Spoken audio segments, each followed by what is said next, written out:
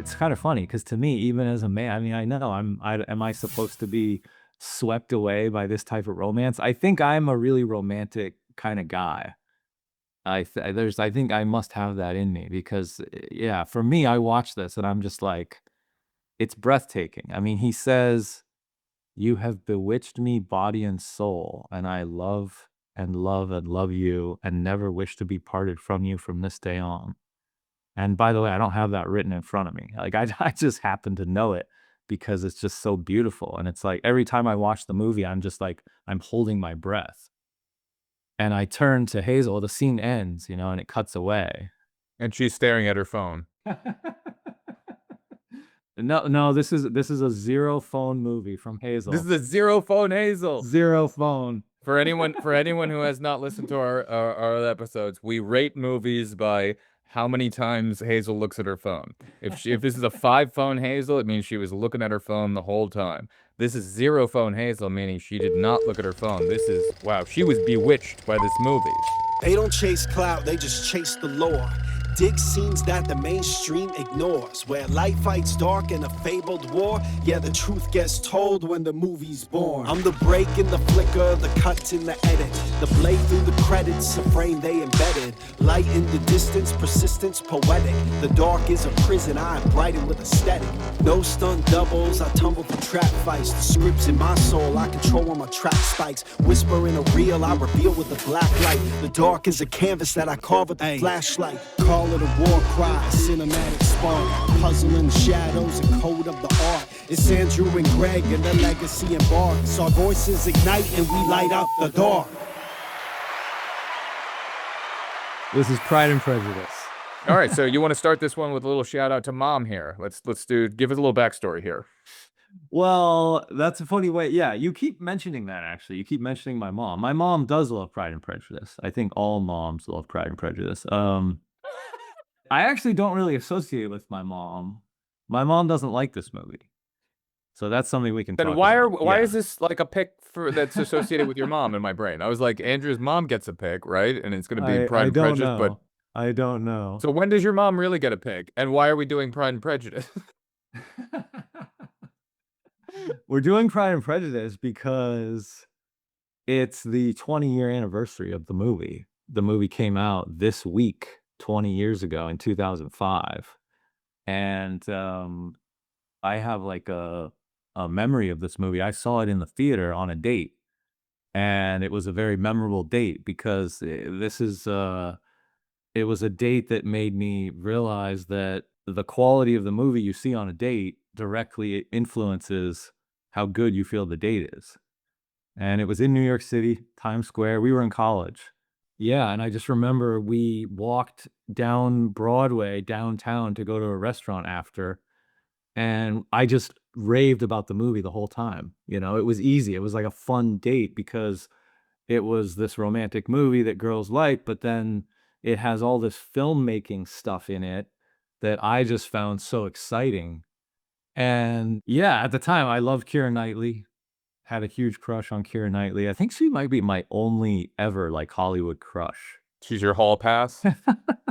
I remember when I saw Bend It Like Beckham as a little teen. I was a teenage boy at the time, and I saw Bend It Like Beckham, and I thought Keira Knightley was like the most beautiful girl.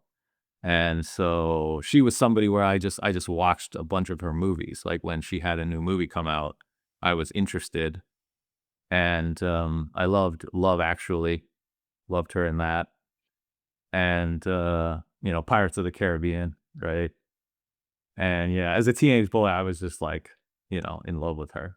So yeah, this one came out, and my mom has a PhD in English literature, so we talk a lot about books in our family. My mom is English, and so we talk about stuff like this all the time in our family. So Wuthering Heights and Jane Eyre, and like my mom told me, as a teenage boy, I got an education on all that kind of stuff. So but on the literature side, like she likes the Jane Austen novels, not so much the movie itself. Like she comes at it from a literature perspective. That's how you were introduced to your mom? I'm just trying to make some sort of connection to your mom in this movie right now. Well, there is a connection. I mean, she loves Pride and Prejudice, and yes, she loves Jane Austen. I think in general, I don't want to speak for her, but we did talk a lot about Jane Austen and these kind of books when I was younger. And my mom loves I think it was 1995 BBC miniseries starring Colin Firth as Mr. Darcy. So to my mom, Colin Firth is Mr. Darcy, and that's why my mom doesn't like this movie, is because this is not Colin Firth. Because that was her hall pass. Got it. I see. That was a yeah. That's I think that's a good way to put that, yeah. So, when this movie came out, I was interested, and there was a girl that I was dating, and we went to the movie, and it was just such a good movie, and it was so romantic. And I loved Keira Knightley, and I actually loved the guy who played Mr. Darcy, Matthew Macfadyen, I think is his name. And I like him. My mom doesn't like him. My mom has her own opinions, but I watched it with Hazel. Hazel liked him. She didn't love him. She didn't say, it's not like he's not like Brad Pitt, or he's not Colin Firth level. I said Colin Firth. I said, well, my mom doesn't like him because of Colin Firth, and Hazel goes, oh yeah, that makes sense. So like, and Hazel loves Bridget Jones' Diary, where Colin Firth got to come in and play the Darcy role there. So yeah, even Hazel, she admitted, okay, he might not be Colin Firth level, but for this movie, I think he works really well. I've always thought he has a great voice. Oh, I think he's great in this. Yeah. Yeah. He plays it well. He performs the role Yeah, the well. acting is fantastic. And I think yes. So he gives it the quality that it needs. And then he's very tall and he has a very deep voice. And I think he's very commanding. And, yeah. And so, anyway, so I just ended up loving the movie. So I raved about it on my date. And I mentioned Barry Lyndon. As I walked down Broadway to the girl on the date, I said, it wasn't quite Barry Lyndon level, because nothing is, because it's like, that's Kubrick, that's the candles and the NASA lenses, so it's not that level. But I said, but it was exciting that it was like close enough. I felt like it was similar to Barry Lyndon, the way the interiors were lit with the soft warm light. I always felt like I was watching a real 18th century room. So just on a filmmaking level, I was just so excited. I mean, I have multiple things I could say. The opening series of shots, the transitions in just the first 2 or 3 scenes are just so beautiful, and it just continues throughout the whole movie. So it's a movie I've just always loved. And over the years, as I've, dated different girls, and now of course I associate the movie with Hazel because Hazel loves it, and it's a movie that we watch frequently. I remember we watched it somewhat recently, within the last few months, and I remember it finished, and I hadn't seen it in a while at that time. Now I just watched it again, but I hadn't seen it in a while, and I watched it with Hazel, and the credits rolled, and I thought, my gosh, this might be the best romantic movie ever made. That's what I thought, and I feel like I might still think that because I watched it just this week, just yesterday.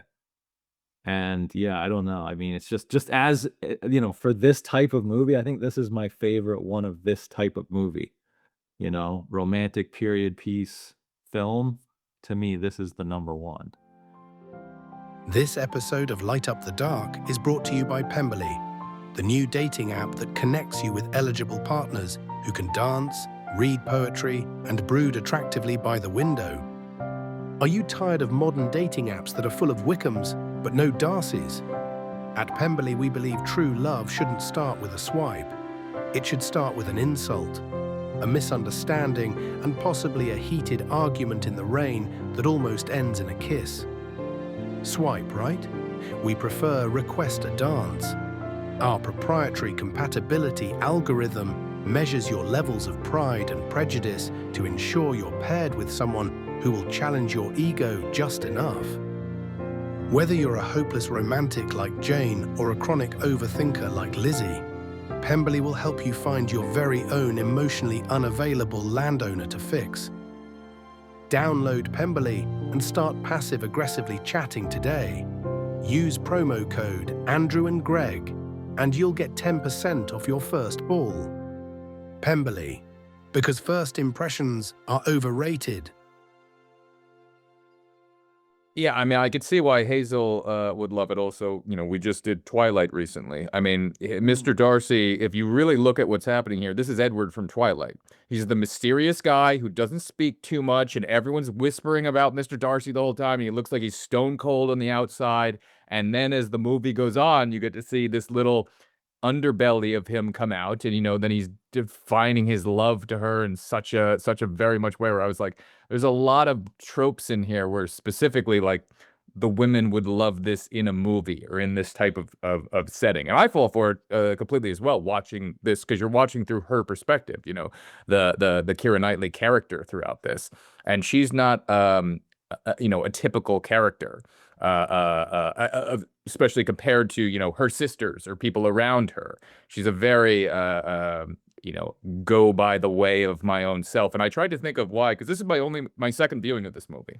I avoided this movie all throughout 3 years ago, I think was the first time I saw it, when my wife was like, "Oh, I want to watch this," and I was like, "God, oh fuck!" I was like, "Here we go," because it Okay. was the reason I tried to avoid it was because, like, if you look at the DVD cover, it just looks like a goddamn mess. And I was like, I didn't really know the director, the cinematographer, anything. I'm like, what is this thing? And I went back to watch the trailer, like the 20 years ago trailer.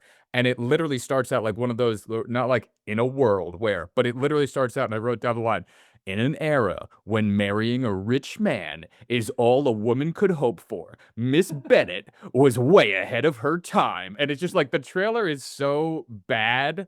In an era when marrying a rich man was the most a woman could hope for, Elizabeth Bennet was way ahead of her time. I singled you out as the companion of my future life. Sir, I cannot accept you. Don't worry, Mr. Collins. Tell her you insist upon them marrying. Oh, please. You will have this house. I can't marry And him. save your sisters from destitution. You cannot make me. There's no way that Greg of like 2005 era is going to be sitting there going like, can't wait to watch this one. Like it's just it's a terrible representation of what the film is. So I avoided it like the plague, with that being my only thought process of this. I'm like, what sort of Wuthering Heights nonsense, whatever woman thing is this thing going on? But finally 3 years ago, she wanted to watch it, and I was like, okay, here we go. And opening shot, okay, nice, wide shot, 2-3-5 thing. But the fifth shot of the movie, you have Steadicam for walking, Steadicam with the book. Then you have this nice shot where she's crossing this little bridge or whatnot. And then I go, okay, Steadicam. I'm like, when is this stupid cut coming here? And I'm like, we've got a Steadicam shot lasting over 10 seconds, over 15. And I was just like, oh, I'm in. And we're motivating the movements of this Steadicam shot. And I was like, it brought me back to our conversation that we just had about John Carpenter at the beginning of Halloween, going like, hey, I'm commanding a performance. I'm going, hey, audience members, let me show you what I can do right now. And I was sitting there, I like stopped her, and I was just like, what's going on? Like, this shot's going on for like a minute. I was like, this Steadicam shot is fucking brilliant. I was like, what is happening? And I really got into it. And the weird thing that I saw at the end of that Steadicam shot, because I was waiting for like, what's the ending of this Steadicam shot going to be? Because that's a big thing for me. If you have a Steadicam shot and you're doing this, don't lazily go out of it. Don't lazily get out of the Steadicam shot. And it's not terrible the way he got out of the first cut of it. He goes in, she transitions into the house, and then she turns, and then it cuts. And it's not like, he does that a few times in a few Steadicam shots within this, where he doesn't amazingly come out of it. But one of them he does, and watching on this time, I hadn't even noticed this other Steadicam shot that I'm going to be referring to. And I know I'm going on a little bit of a tangent here just into Steadicam aspects. But he has a shot that lasts almost 3 minutes. It's almost as long, a couple seconds shorter than the Scorsese Copacabana shot. But historical context, Scorsese's Copacabana can't be touched. But this Steadicam shot might be one of the greatest Steadicam shots in all of film history. This specific one halfway through the movie when they go to the big party that they're having. Right. And I rewatched it again, and I went, oh my God. And the first time watching the movie, I didn't even catch that was a one shot. And that was impressing me so much on my second viewing. I was like, wait a minute, how did I not notice this? And it's the one that ends, it pulls outside and ends with her in the blue in the outside. And that's the end of like a 3 minute fucking perfectly timed Steadicam shot with, you have like 800 different people dancing and moving and the motivation of in and out. And it starts with the storyline of her younger sister playing piano and her father stopping it. And even that gets a button on it within that shot. She's crying to the father and he's consoling her towards the end of that shot. There's so many characters. All of the main characters are seen within that sequence. And it's fucking brilliantly done. And I was like, this is one of the best Steadicam shots I've ever seen. Yeah. See? You're getting the bug. Big time. See? That's Big what time. yeah, exactly. Big time. Exactly. Yeah. Yeah, the trailer did no justice to how good this movie is. Right. That's exactly what happened to me. I saw it in 2005 in the theater, and that was the reaction I had. It's like, as a filmmaker, it starts to tingle those senses, and you start to get excited because you're like, oh my God. I remember, first of all, for me, just the opening shot. I mean, just the sunrise, the sun and the music, and just, I mean, it opens on this beautiful frame, similar to like a Barry Lyndon. Similar to And Barry Lyndon then with the right? shootout going on, yeah. Yeah, similar, but this is an open field, and then the sun just slowly rises over the trees, and it's just pure, warm light that floods the lens, and then the beautiful font That button's at the end of the movie too. at the very end. In Yeah, what when the you two of them kiss, it's like the sun is okay. back now in that kissing shot between the two of them. Oh, interesting. I never thought about the sun at the end of the movie there. I know it's night. Right. I thought it was nighttime. No, it's early Oh, you're morning when talking he's about walking up. okay, Yeah. yes, not the So last the shot. sun comes back You're no, talking between them yes. as they kiss in that thing. So it's a Right. callback to the opening where there's no human in frame and it's just the sun. And now at the end when they kiss, you have the sun and them combining all of them Oh, okay. together. That's really interesting. Yeah, it's like it's empty and then now they're together. Now they're there. That's interesting. Okay. Yeah. I just thought I just always, I mean, from the opening of the film, it's just like, second one I'm in because it's like it opens in that way and you have the beautiful piano music and I love the font, that kind of thin font in kind of gold. It kind of shimmers and it looks like it's Yep. being hit with the sunlight. And it's just so beautiful. And then yes, and then you start to get those tracking shots and those Steadicam shots, and it opens It's with so her good. moving through the house. And so It's then you so get good. that. Yeah. They even have the motivation of a dog moving from left to right, and then her or right to left, and her going left to right, and then the camera pans with like it's really well timed. Mm. Just the tone, I think that, like, the feeling that it creates, it just works for this. It is funny, it is like a period piece version of Halloween. It's the Pride and Prejudice version where it opens with this, yeah, this kind of long, uh, Steadicam shot, but it's through the house. But this is setting up all the sisters and all the characters, and yeah, it's like it's just, I mean, I just can't speak. I'm gonna end up just like praising the movie to no end because Oh yeah, no, yeah, so am I. I really just love I everything really about it. enjoy it. Yeah. It sets it up really beautifully because it's Lizzie by herself first. So she's the main character, so it starts on her, and the sun, it connects the sun with the cuts because the sun starts flooding the lens with the credit, but then it comes in over her shoulder. When it cuts to her face, it's there over her shoulder, so you feel like you're in the same space and you're walking with her, and now it's focused on her and she's reading. And so immediately you get a character set up as she's our main character. We cut to her first. She gets a close up and she's reading. She's defined by reading, and she is. She's smart. That's one of her that's essentially her main characteristic. She has many great characteristics, and maybe some not so great characteristics. But her being intelligent is really her main superpower in the movie. And so yeah, so it starts, she's reading, and we meet her visually, it's doing show don't tell. It's doing it great, and then you go through the house and then you meet all the sisters and the parents and you get the dynamic of everybody now, You get to you meet know. Vera. Right, that's right. Yeah, Brenda Blethyn plays the mother. And just, I mean, there's just so many things. So it's like, okay, just check off the list, compliments. Just the cast. I mean, this whole Bennett family. It's just like everybody in the movie's perfectly cast. That you just love everyone. It's like this is, and I was saying the tone. This is one of those movies where the cast is part of the tone.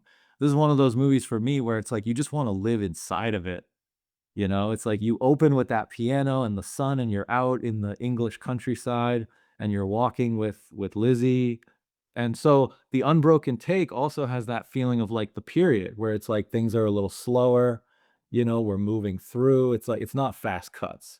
So it has this elegance. And Joe Wright is the director. And I remember I love this movie so much. I've watched every other movie he's ever made because I thought this is now a director that I really admire and respect.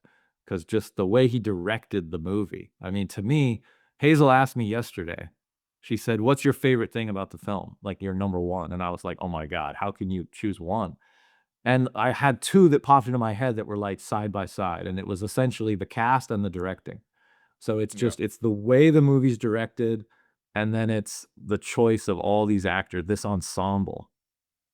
And yeah, they're all amazing. So yeah, all the Bennett sisters, the parents, Donald Sutherland is in there as Mr. Bennett. Donald Sutherland's great only because of like him. You kind of like see a little bit about him throughout the thing, but you only really get to see him in like in two scenes. One is there's three. The one is when the guy's coming in to like propose to her, and he has to sheepishly walk out of the room, being like she's looking at him as the last one to leave, and he has to just like turn and walk away. And you feel a bit for him there, but you really like him in the next sequence when he goes like, "You're gonna lose one of your parents no matter what decision you make." And I'm just gonna call her Vera. Vera there is not really hearing exactly what he's saying because she even says like I watched it twice. She like starts speaking again a little bit, and you kind of miss it until he defines what that means. And then when he does, the daughter is just, "Oh my God, thank you, papa," this thing.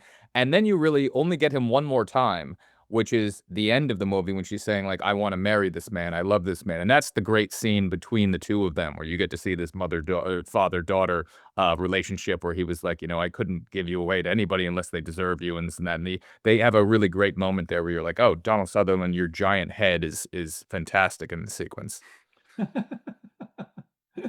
You know what's funny about that is Hazel noticed that too. She said, well, at the very end when they touched heads, her and the That's my father, mom my Lizzie mom and the pointed that out when we were watching she it. said, "Oh my God, She the came in for the difference in their second. size of head." Yeah. His head is giant.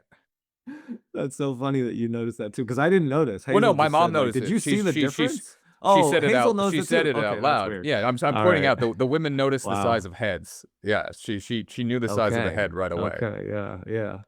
By the way, we didn't mention, I don't know if it's my favorite shot in the movie, but I just the shot of all the geese, the mom running, "Lizzie!" And the, "Oh," and she screams and all the geese and her white dress, and it's just like the movie's just brilliant. Yeah, and the first handheld shot is the scene where the father is it's the scene where the father is going, "You have to pick between one or the other." That scene is shot handheld, and I'm just pointing that out because it's kind of like a Right, midpoint within the right. movie, and it's a specific decision where it's not just like, "Oh, we're doing an action scene, let's make it handheld." Like, there's a thought process that went into this There's scene mashes the right. characters and the turmoil they're going Again, through. again, matching her emotion. There's an uneasiness. There's this rockiness. She's worried. Is father gonna tell me I have to marry Mr. Collins? And then fortunately he says, "No, you're good," in his own Mr. Bennett way. And yeah, it's awesome. Lizzie and the dad, yeah, Mr. Bennett and Lizzie, amazing relationship. She's his favorite. I mean, that's what's it's just the most it's sweet, Well, is she the charming most it's interesting, he's relationship. got a bunch of daughters. Is she the most boyish? Is she the most does he have that aspect of going like, "This is my little son child because I never had one"? Yeah, I think so. She's the most like him. Yeah. I noticed that watching it this time, is that he does little quips and he has little clever moments where he's kind of sarcastic or very dryly funny, and then you could tell, okay, yeah, she got that from him, and then she does that. Yeah, and she's the only daughter, like, not dying to be married by a man. Like, every other thing, the whole mother, aspect of this, "I have to marry all my daughters." All the daughters, their whole life existence is finding some guy and being the next suitor for him and getting married and going off, and Lizzie's not that way. She's just like, I don't want no Mm. part of this shit."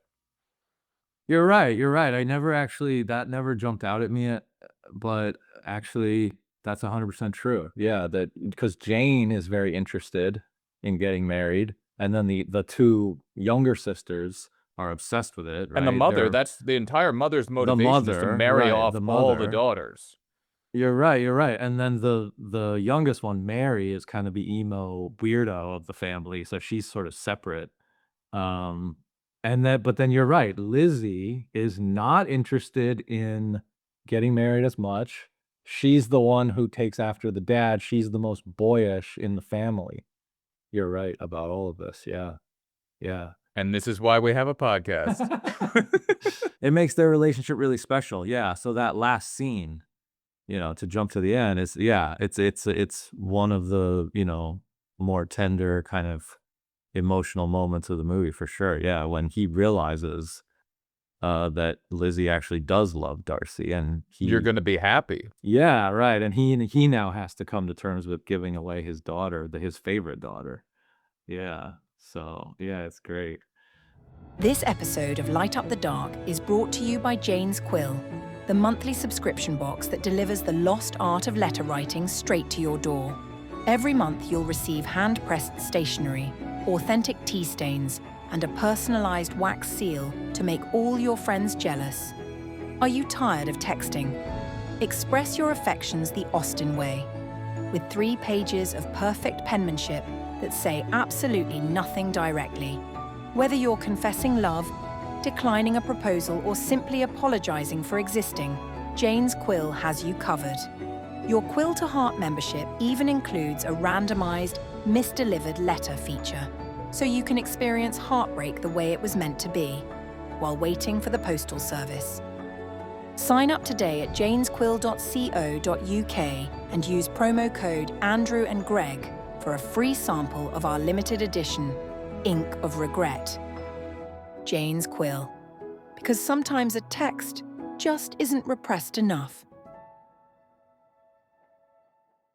The moment I was going to mention, the moment that got me in the theater was the shot of the doors opening to the ball right at the beginning. So it cuts to the Bennett house. You introduce all the sisters. You get a little giggling scene that's like a kind of teenage, girl movie. I like that about it too, that it has this sort of like a, like a teenage rom-com energy, but just done as a period piece. It captures that well. Yeah. Yeah. It captures that well. Yeah.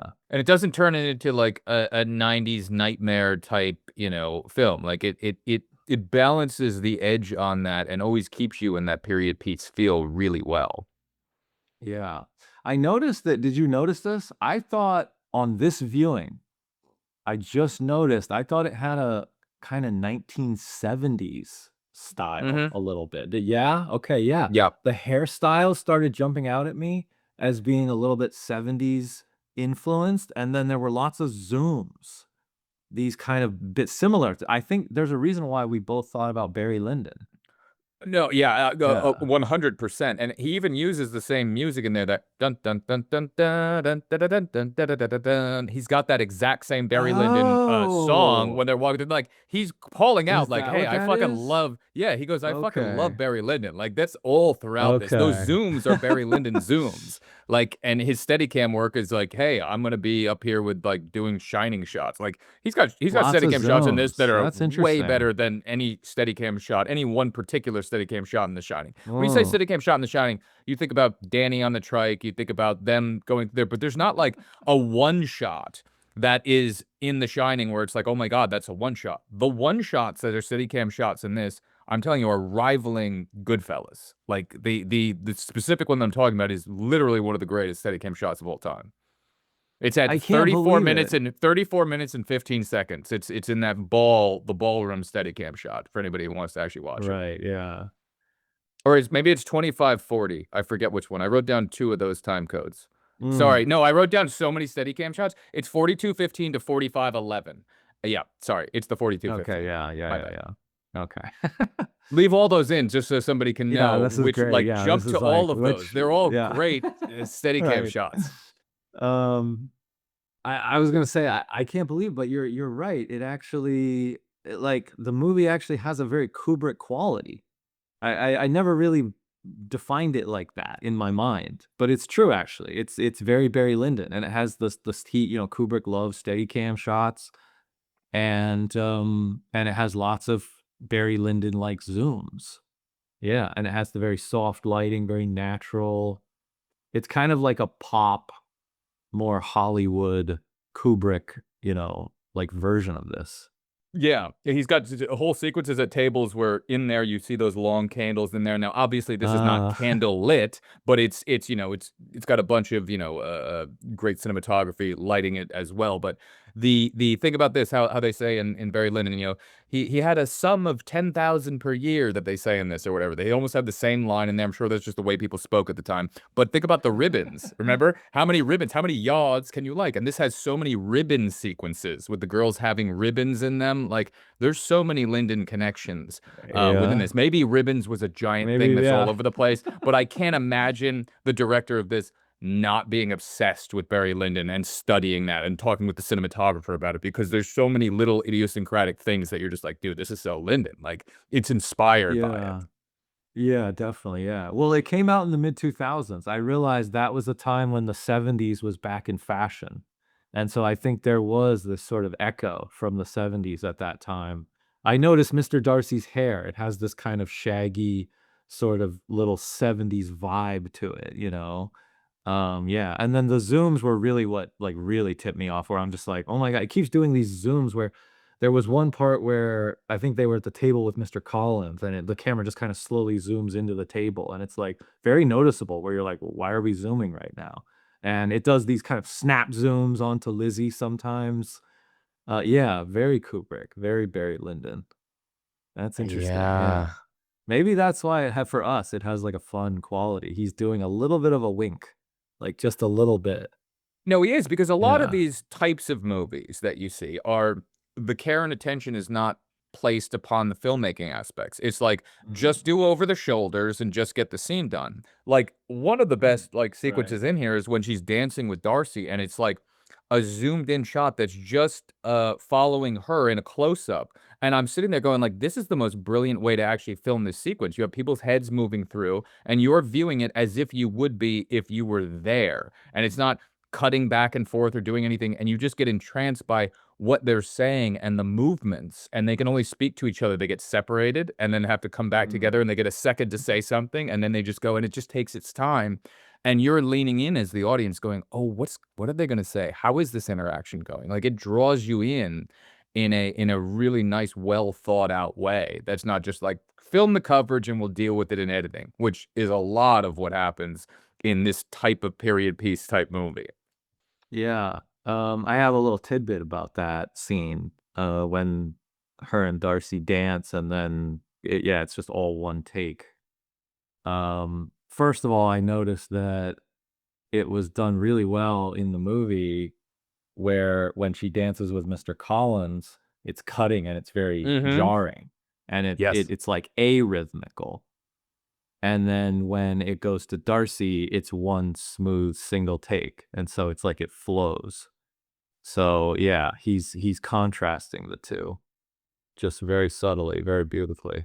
Because when she's dancing with the other guy, she's trying to emotionally avoid him, and with Darcy, it's a little bit less Right. of that. It's like this is the start of a bit of their connection. Yeah, well, they're engaged with each other. Yeah. Yeah, they're more dialed into each other. Even though there's, like, this antagonistic kind of banter, they're kinda playing with each other, they're kinda testing each other, that's their what is it? The courtship, that's the playfulness of the courtship, but they're doing it in this kind of, push-pull kinda way where they keep, quipping back and forth, but you feel just it's like they're just slowly being drawn together more and more and more, and you just feel that, and that single unbroken take, I think is, yeah, the perfect way to do it.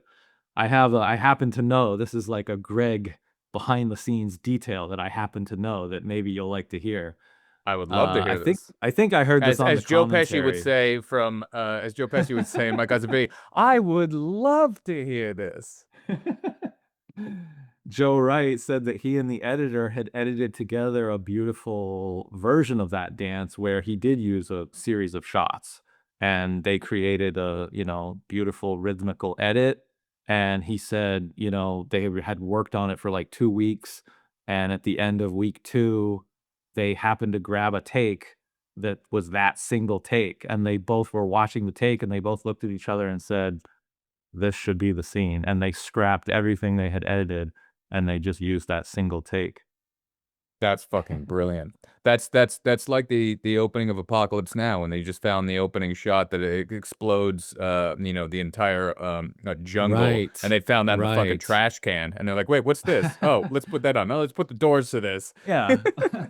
Oh, it's just one of the greatest openings in movie history in the trash can. In the trash can. Why not? Yeah. Yeah.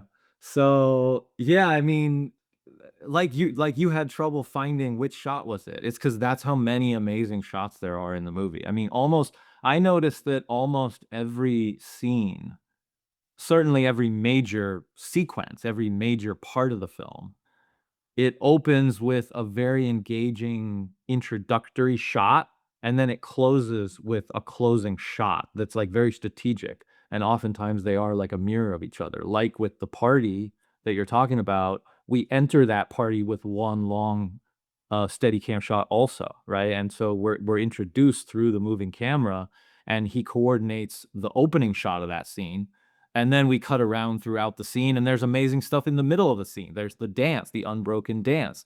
Then when we exit the scene, it's that, unbelievably beautifully coordinated closing shot of that scene. And so, he's just doing that constantly throughout the whole movie. I marvel at it every time I watch the movie. Yeah.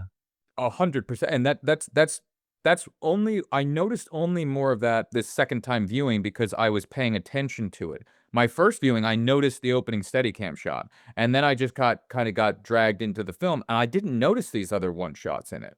So as I was watching it this time, I go, "Oh, this is gonna be the great movie that's got the great Steadicam shot, and then the rest I'll just kind of, be into the story, and yes, it was shot well." And when I was watching it, I started noticing all these other amazing shots, and I said, "Holy shit, my first viewing, these things just washed over me, and I was watching it like, quote, unquote, "a regular viewer," not like a filmmaker viewer. I was watching it like a regular viewer the first time, and I go, "Fuck, the guy like, the magic of cinema worked on me." Like, he's not doing these in a giant braggy way. He's doing them to get you into the story. So when he's having characters enter and exit frame and the camera's moving, you're watching it the first time going like, "Oh, that's this character coming in, feeling this emotion, or seeing that thing and doing this and then leaving." On my second viewing, I was watching it from the filmmaker's perspective going, "Holy shit, like, he snuck in so many great shots that are so well done on a technical level, and so much thought went into these that it was surprising to me going, 'Hey, it works.' Like, the first time I didn't notice these." Yeah. It feels real. You feel like you're in that period, you feel like the camera is like the audience point of view, you're moving through this space. So it's incredibly immersive. Yeah. It's Hugely. incredibly atmospheric. It's like that's why I was talking about the tone. I mentioned the tone earlier. Is just I don't know, it's just there's lots of period piece movies, but a lot of times with period piece movies, what I find is there's this quality of like it's like just the birds chirping, and you just feel this flatness. It's hard to explain. It's like an exterior scene where it's like there's no sound. It's like it's kind of flat and feels dull. It's like as a filmmaker, you have to make that past world come alive, and you have to keep it entertaining. We now live in a fast-paced world, and sometimes I do get bored by these kind of movies. And so there's something about this movie that I don't know, it's like he found a way to, like, breathe life into it. Everything feels exciting, everything has energy, it's like the girls are giggling, they're laughing, the girls are excited, and it's like you move into this ballroom and everyone's dancing and the music da da da da da da da da da, and everything just feels like high energy. It's like a very happy, it's a very upbeat kind of movie. Yeah.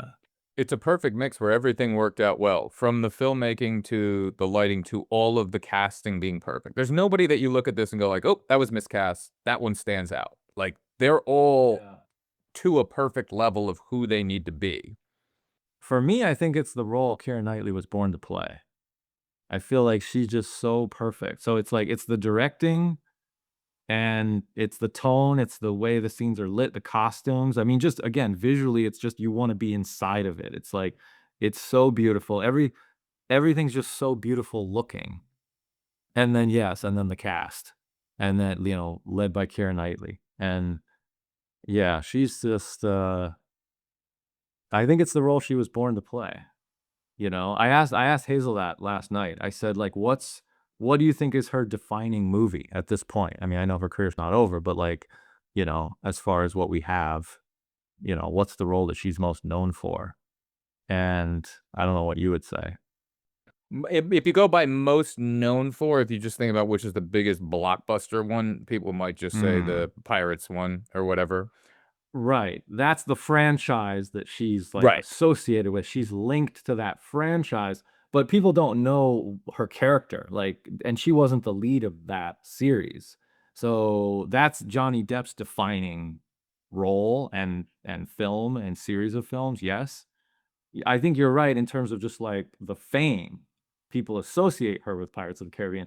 But this movie, I feel like it has become a classic, and, it's an adaptation of Pride and Prejudice, and I was realizing, looking back, there's a lot of pressure on that. It is like a new adaptation of Superman, or, it's one of these, like, kind of all time, Batman. I'm using superheroes because I love superheroes, but, like, Guillermo del Toro just has a new Frankenstein coming out. It's like, when you do an adaptation of a large, work like that, like a literary adaptation. Romeo and Juliet could be another one, right? It's like it feels like it's a marker where it gets remembered. It's like, okay, that was that generation's adaptation of that work.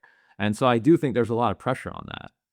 And so I give the movie even more credit for that, because I feel like they just got everything right. And yeah, Keira Knightley as Elizabeth Bennet. I don't know. To me, it's just like it's just perfect. I feel like she's exactly what the role needs, you know? And I think she works perfectly with the Darcy character, that actor. I'll just Mm. bring that aspect up again because I know you're saying like some of the women might be like, oh, I don't know, he's not my Mr. Darcy. But there's a few moments in there that I think are really good. One when he's putting her into the carriage and it's the first time their hands touch. And this is what Mm. I like about a movie Mm. that's being adapted from a novel, and I haven't read the novel, but I can feel Mm. that the director took the time, and this has to be in the book somewhere, that it mentions the touch of the hand, because he has this touch of the hand, and then he has this look to her, and she looks at him, and he has this mysterious little look away that like she notices, and then it cuts to his hand, and as he's walking away, it's a close up of his hand where he like moves his hand, and this must have been like something in the novel where it mentions like Mr. Dar. This is the moment he knew whatever, because later on when they have the that little thing where she comes to visit, his giant mansion house or whatever the fuck it is, and she sees him with his sister that she doesn't know it's his sister, and she runs out to the veranda, and then she goes down the stairs, and it dollies over, and it comes back to his hand, and it shows this hand again, and I'm just thinking like, yes, it's just a visual cue, but I'm like, I know if I read the novel, there would be something in there mentioned about this, that the director's taken the time and care to be like, we're pointing this out for fans of the novel, like people who get this other thing. But even if you haven't seen the novel, you get some visual importance cue to it because you just saw this other visual 40 minutes ago. That's a great question. I don't know if that's in the book. I haven't read the book. I've just watched this movie. I just love this movie. So that's a great question. This is why your mom needs to be on the podcast. Yeah. Speaking of, okay, so I actually know a few We have a details caller. as We have a to. caller who's gonna join us right now. Speaking Yeah, of, she's yeah. on hold right now.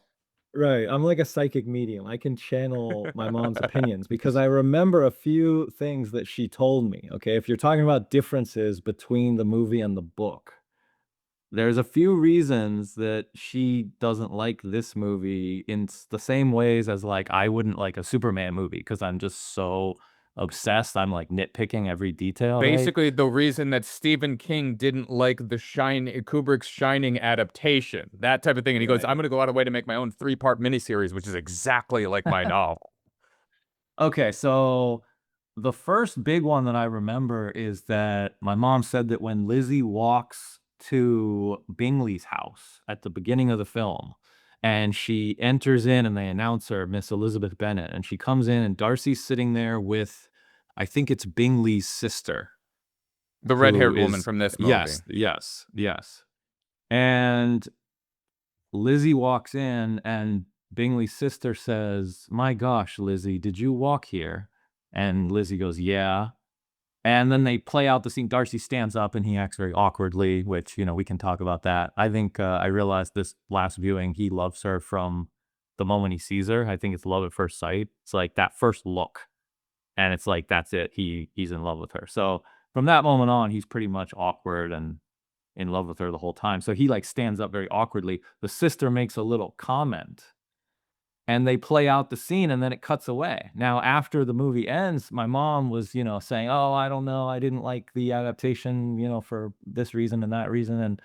And she mentioned that scene and I was like, "Well, so what's the problem with that scene?" And she goes, "Well, they never cut down to Lizzie's dress because the idea is that she's been walking through the mud and she walks into this beautiful house and the bottom of her dress is supposed to be covered in mud.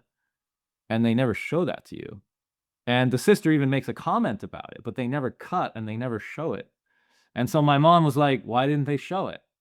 So now that I admit, even back then hearing it, I remember thinking like, okay, yeah, actually, you can't really argue with that. It's like, yeah, why didn't they show it? Like they never cut to the mud.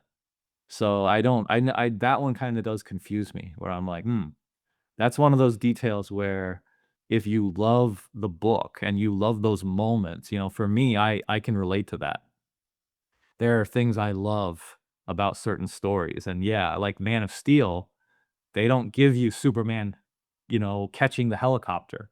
That scene's not in Man of Steel. So I watch Man of Steel, I'm like, do I like this kind of modern, you know, little updated version of the story that I love? And I think for my mom, that little detail jumped out at her.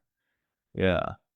Okay, I can go with that. I can see those little idiosyncratic things that happen just like that, that Yeah. also nettle me. I will say that if they did do that mud thing, the whole scene would be different.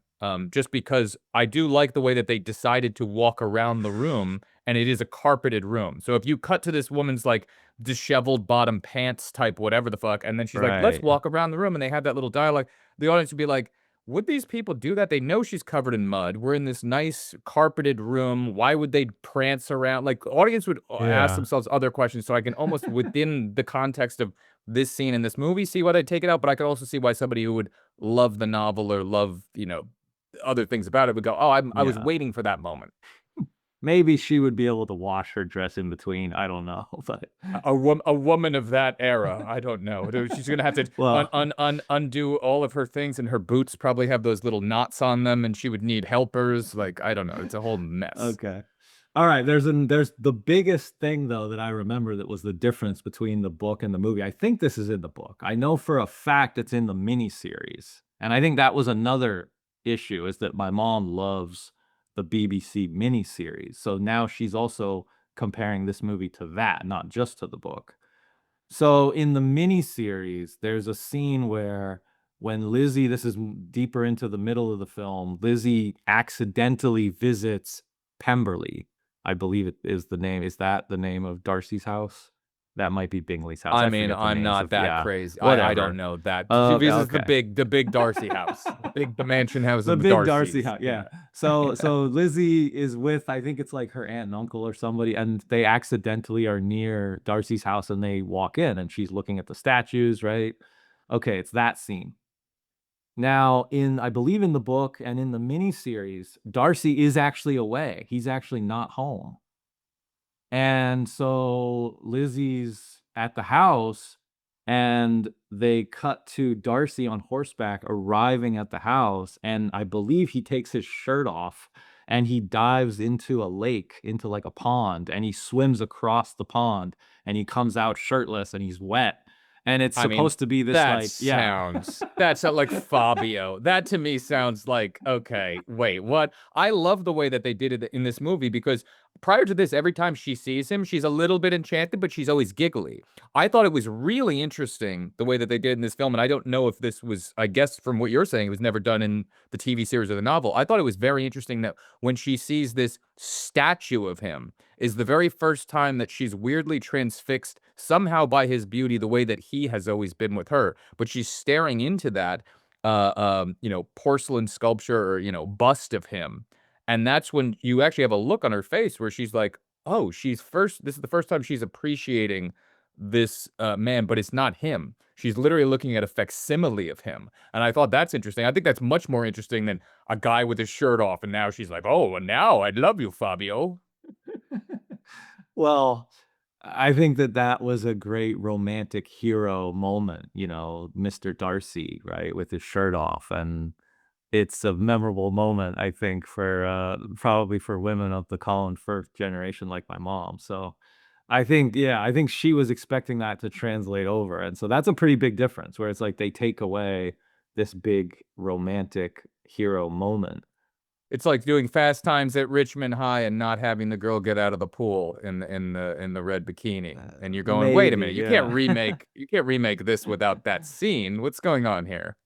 Yeah, maybe so. I would bet, I don't know this for a fact, but I would take a guess to say that the adaptations only came out 10 years apart, and I would guess that Joe Wright felt like we can't top Colin Firth coming out of the water, so, like, we should just skip it, Well, I basically, like, also we don't can't think that the compete, actor that you know? they've cast in this, I think they Yeah, cast him for his yeah. acting.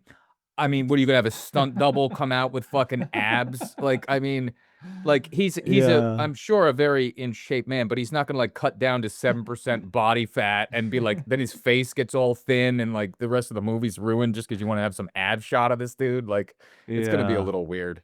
Yeah, that might be why, that might That's be why, not my so Darcy. This is the Darcy I know from this movie. So my Darcy doesn't get out of yeah. some swimming pool. Right, right. When I watch the movie, I mean, I just take it for what it is. I accept it on its own terms, and I say this is the 2005 adaptation of Pride and Prejudice. It's a movie that I saw without knowing anything about. This is the first version of Pride and Prejudice that I saw. So to me, I don't know That's any me other. too. Yeah, That's what I mean. yeah, So I get people's first viewing. So like I get your mom's first viewing, especially hers was novel, and then her first viewing was probably miniseries. So that is right. always going to be the first. That's going to be the one that you uphold everything else to. So I definitely get that. Like this was my first, so I'm sure watching another one, I'm gonna be like, it's not the same. I didn't connect to the what I did about the original first thing that I saw. So I definitely get that aspect.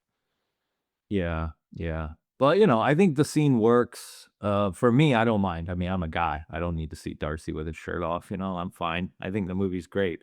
Um, I think it plays much more as a Lizzie-centric movie. I think the movie does lean a little more away from Darcy, where it's like, yeah, I think he's good-looking guy, and I love his voice, and he's tall, but he's not like movie star handsome in a way No, that I think he's it's gonna about his take over the presence. movie. Yeah, Right, yeah. but his presence is so good. Like he doesn't need to be exactly Brad Pitt. Like he's still a very handsome guy, but the way he carries himself and does things, Yes, I agree. you Yeah, feel, the and the way he fact that carries it's through himself, her yeah. eyes, you see much less of him in the movie. There aren't like giant sequences of him just being alone. It's all, through Lizzie's perspective, and then Yes. he's a missing man, missing character for a long period of time. So you're thinking as she's thinking, what is he doing? What's going on? What is his thought process? And the beginning, you don't feel at least upon first viewing, that you're like, oh, this guy doesn't think that much of Lizzie, at least for the first half. But as you rewatch it, then you get to see his insecurities, eccentricities, him having this veil over him of not being able to show his emotions in any way whatsoever. So him standing there Yeah. being very nervous or saying like, I don't want to dance, it's like the worst thing I could think of or whatever. He's not going like, fuck you, get away from me. I don't want to dance with you. He has like this wall up. And I think the greatest part comes across in the scene, which I think is the most beautifully acted scene, when he busts into her place where she's, staying, Mm. and he just like busts in that room. And this is like he's been building up and building up to this, and you get to see how nervous he is, and she gets to see how nervous he is, and he's just like holding these gloves and like squeezing these gloves, and there's just this long silence where he's looking at her, and you're going like, Mm. oh shit, I see you. And you're like, I got it. You can't hide yourself in this scene. And she sees it.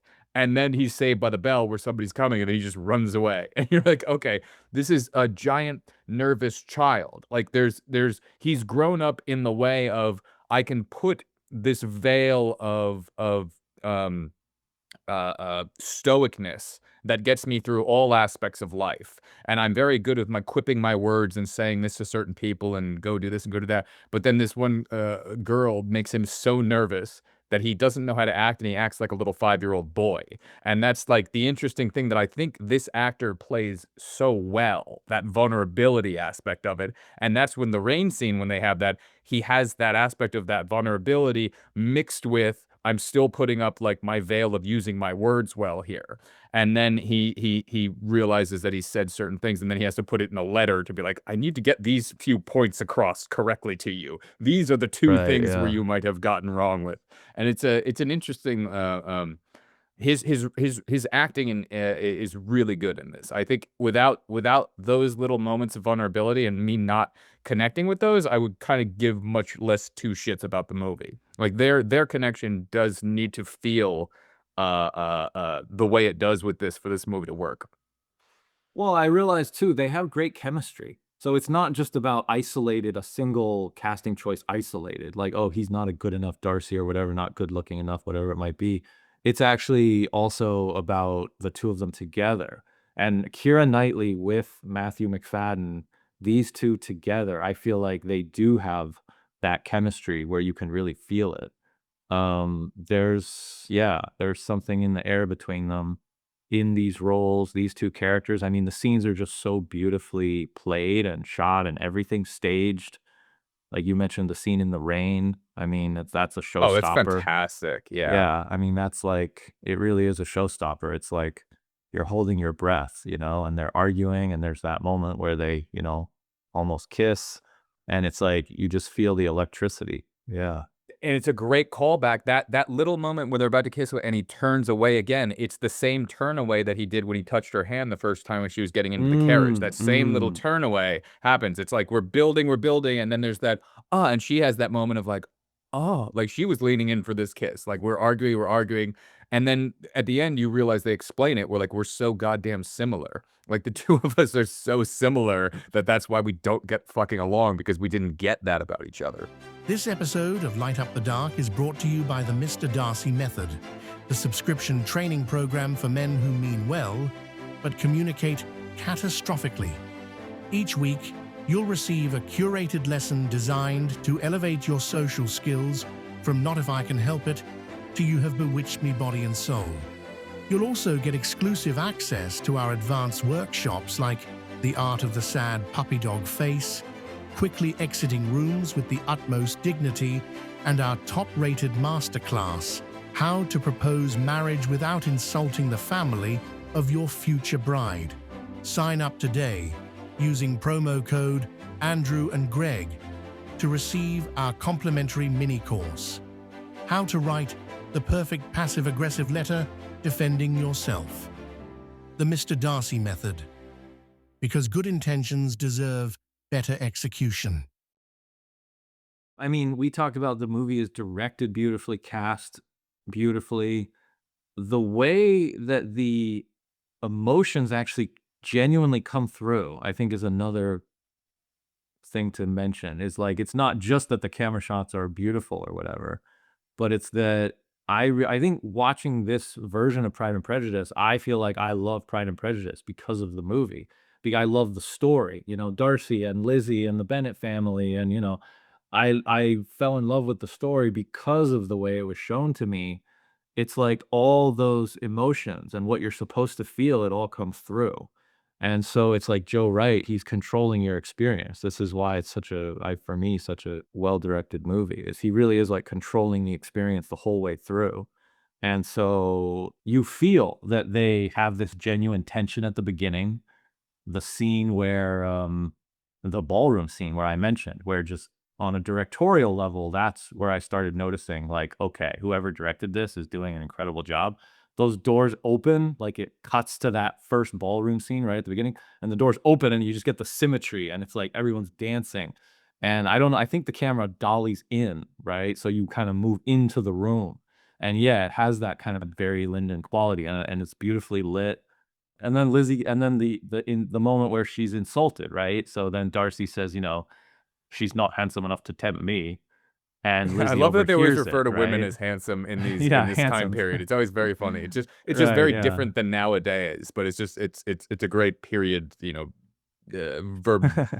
verbiage that they Right. would, normally use. Yeah.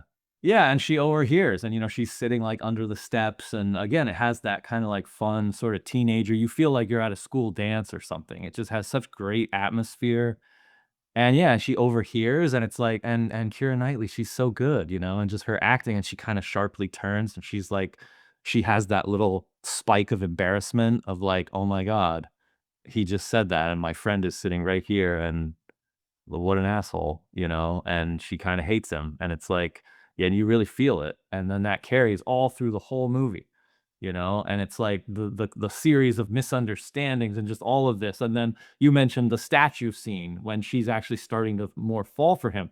That's done beautifully, right? You feel that arc, that slow change of, like, she's slowly softening and warming up to him, and by the end, I know it's a classic, like, rom-com motif.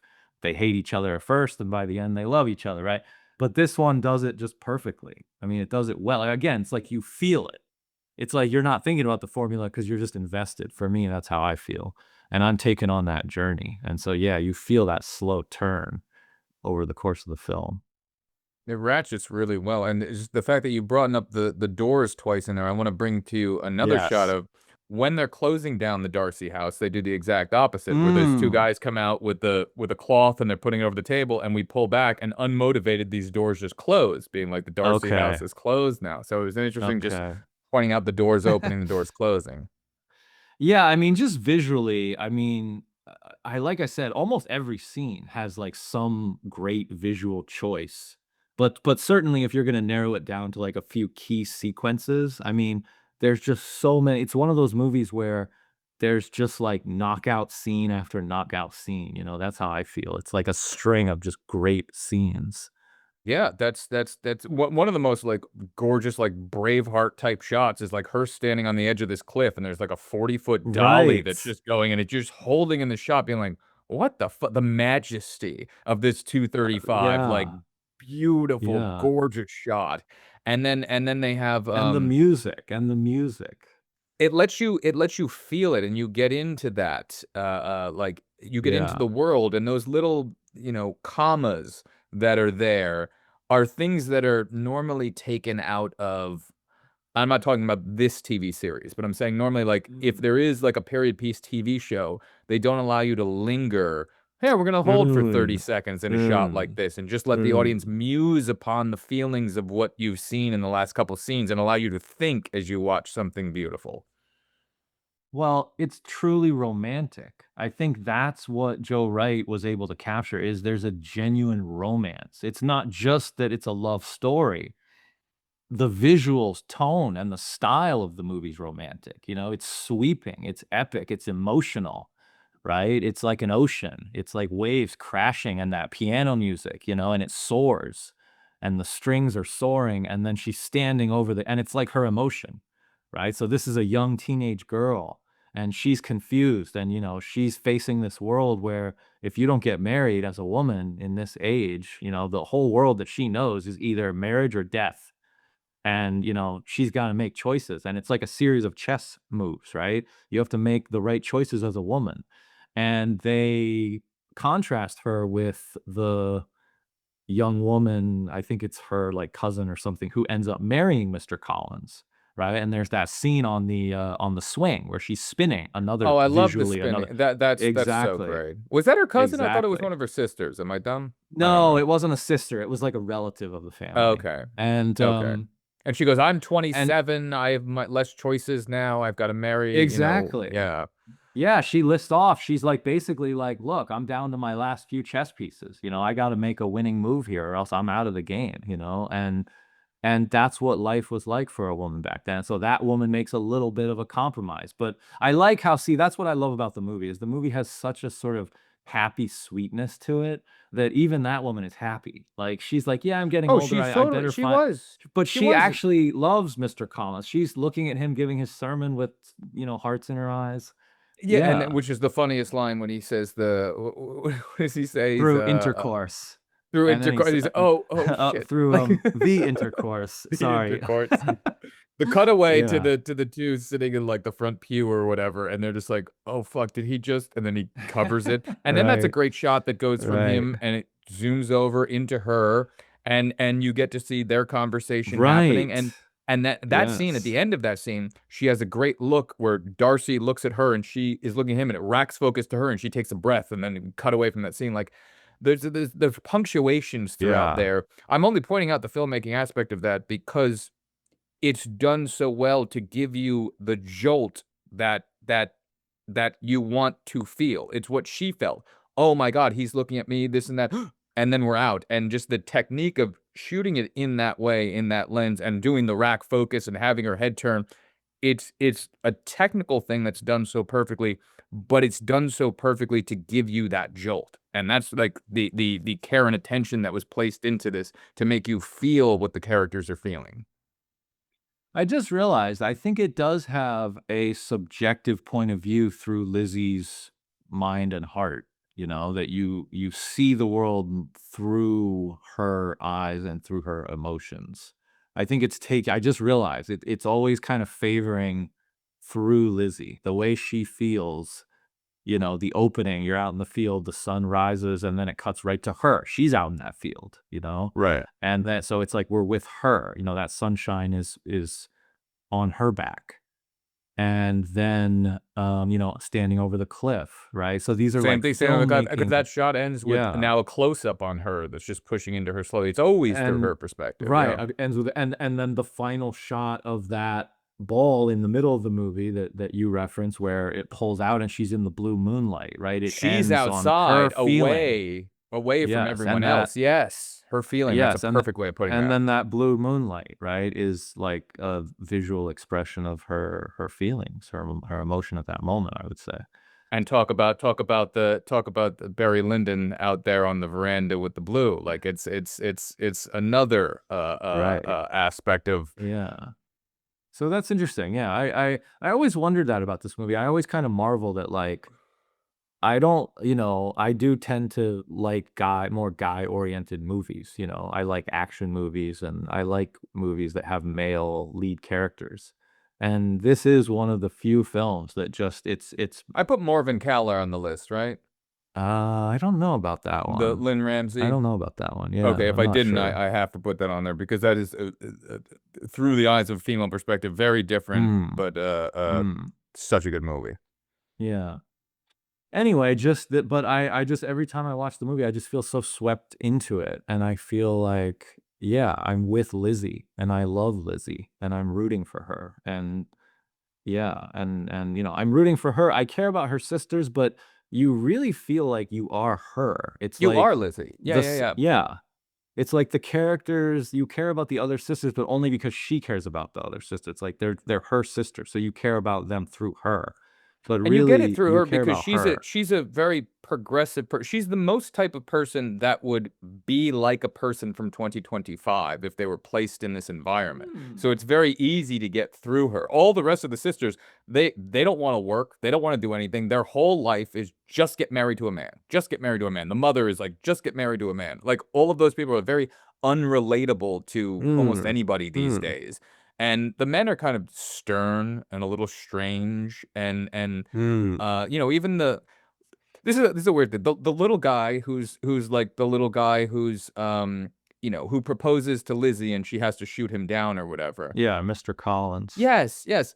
The funny part about him is like we're supposed to look at him as like, oh my God, he's the evil troll and who would want to marry him? But his character is taken so well where he's not like any sort of evil person doing whatever. He's just doing what a man would do at that time and place. And you see him in those long Steadicam shots, like pulling out the little flowers from here. Like he has his own emotions just like Darcy, except Darcy's just bigger, better looking, has more money, whatever the fuck. So like we're looking at through Lizzie's eyes going like he's the prize. But this little George Costanza type guy, he's still just a guy who wants love, and then he's so happy when he gets with her cousin or whatever you're saying. Like he's happy as well. Like when they come through his house, he's like, Right. look at what we have here and how I've redone this. And then he watches them both walk away and he's just, oh, okay. And she's like, this is my room. I get to have this room all by myself. But you can see that the two of them in their relationship are just a happy little couple. You know, and that guy's happy to have his wife. He's not running off cheating on his wife and doing whatever, and she's not running off cheating on him.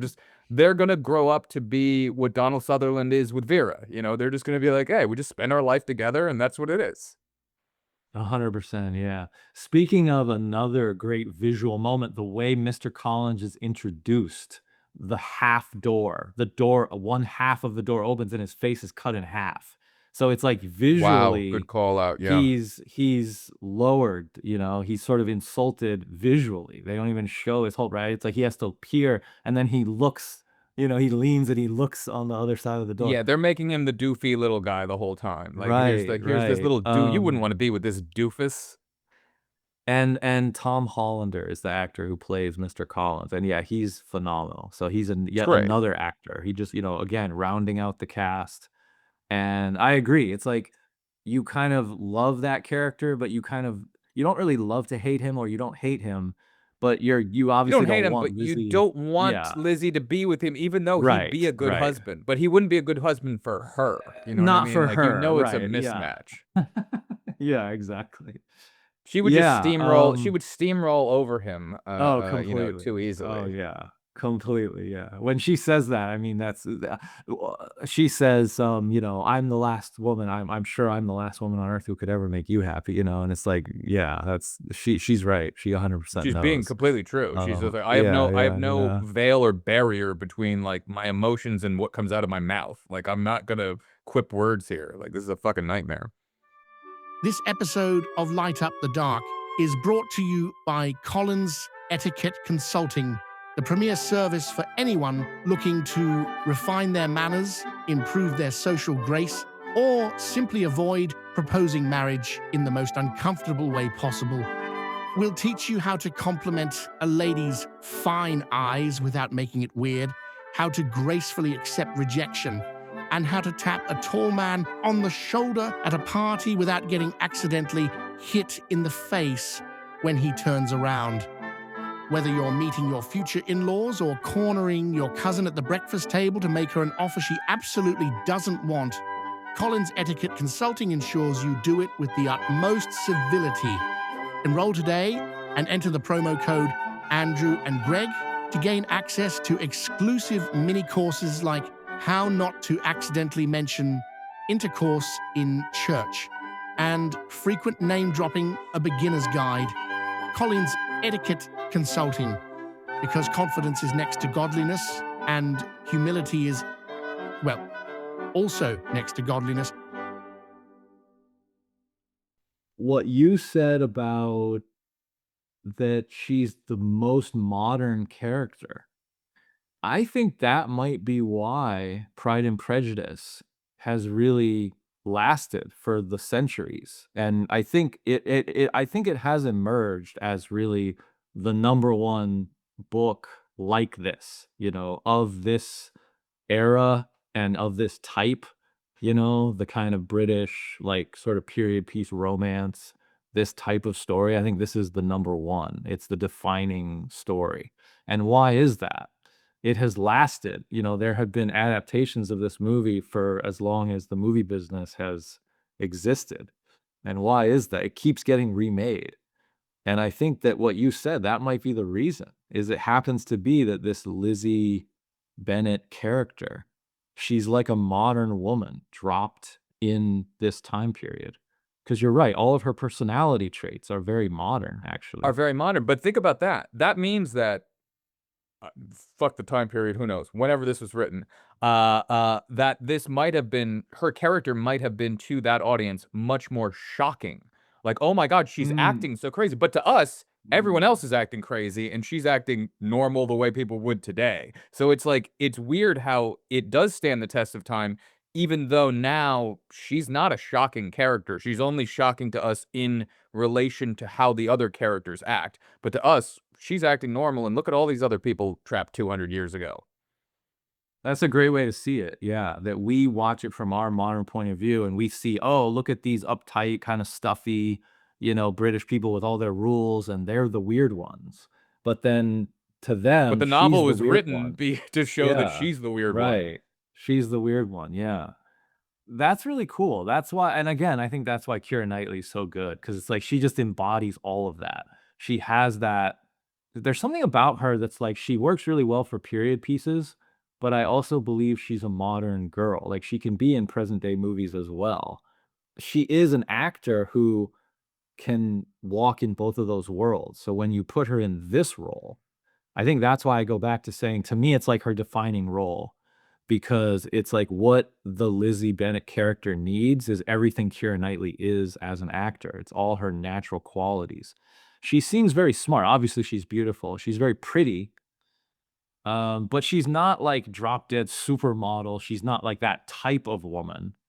So I do think, objectively speaking, you can see why the family thinks that Jane is their main prize. Like Jane is supposed to be the more beautiful daughter.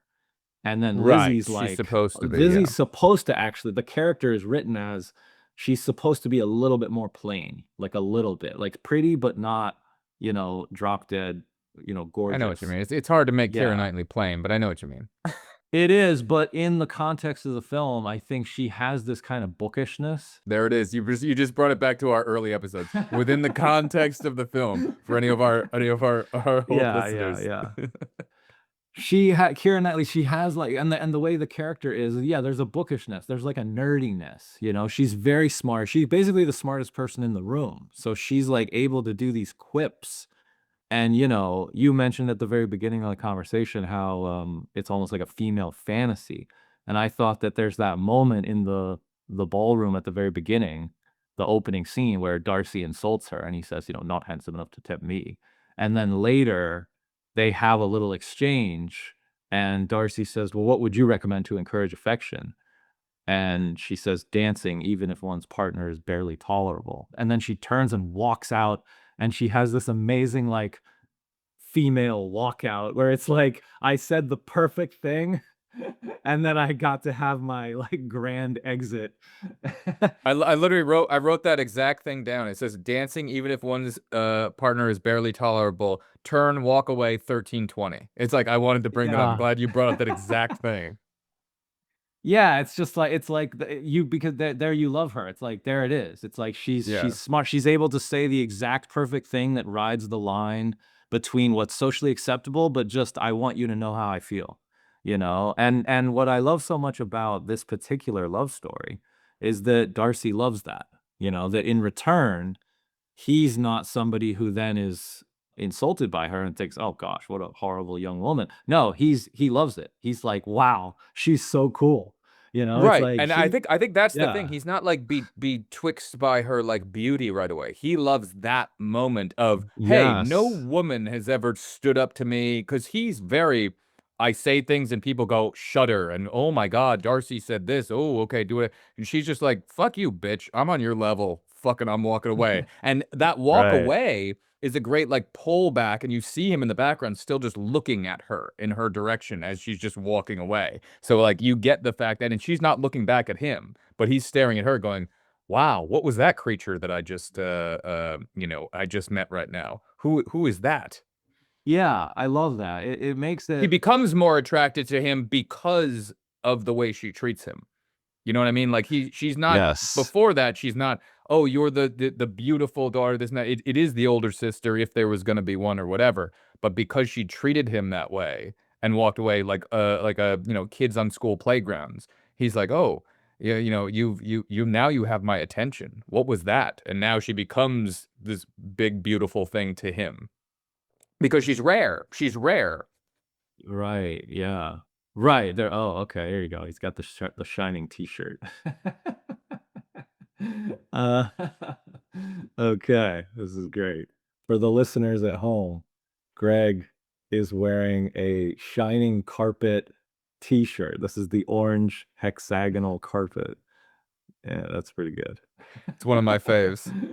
All right. Is it coming out at this moment for a reason? I don't know.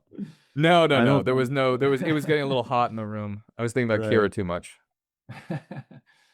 I think that's one of the reasons why it feels genuinely romantic, is because he loves her personality. She's pretty enough where, of course, we can love her visually, right? We can look at her and say we love her, but her personality, you know, and it is because of who she is. He loves her soul, like what he says at the end, "You have bewitched me body and soul." And you believe that. That's what's so amazing about that line, and we'll get there, but that's like we haven't talked about the ending. The ending is like, to me, even as a man, I'm like, "Oh my god, what an ending." So, we can talk about that, but yeah, he says that, and I think the reason that line hits home and it feels so romantic is because you feel like it's true. Because you've seen a whole story where these two are very similar. And of course, when people are similar, oftentimes they will butt heads, you know? So they're both a little bit proud, a little bit prejudiced, you know, and they judge each other and they're a little prickly with each other. They're a little bit standoffish. But there's a spark. It's like they touch and it's like zap, ooh, spark. And at first it kind of hurts a little bit, but then they realize, oh, wait a minute. It's not painful. It's like there's electricity between us. And he truly admires her. Like you can tell, you can feel that throughout the whole movie that he's kind of in awe of her in a way. And she is unique, like you said, that she, you know, when she goes and meets Lady Catherine de Bourgh, who Mr. Collins is, you know, so obsessed with. I thought it was hilarious. He mentions her at every chance he gets. When Lizzie goes to see her, you know, Judi Dench, another, of course, amazing, right? Oh, Incredible. she's tour de Yeah. force in this. Right. She's just like, Yeah. whenever you need Yeah. that role, you're just like, call up Judy. We need Judy. Right. It's so true.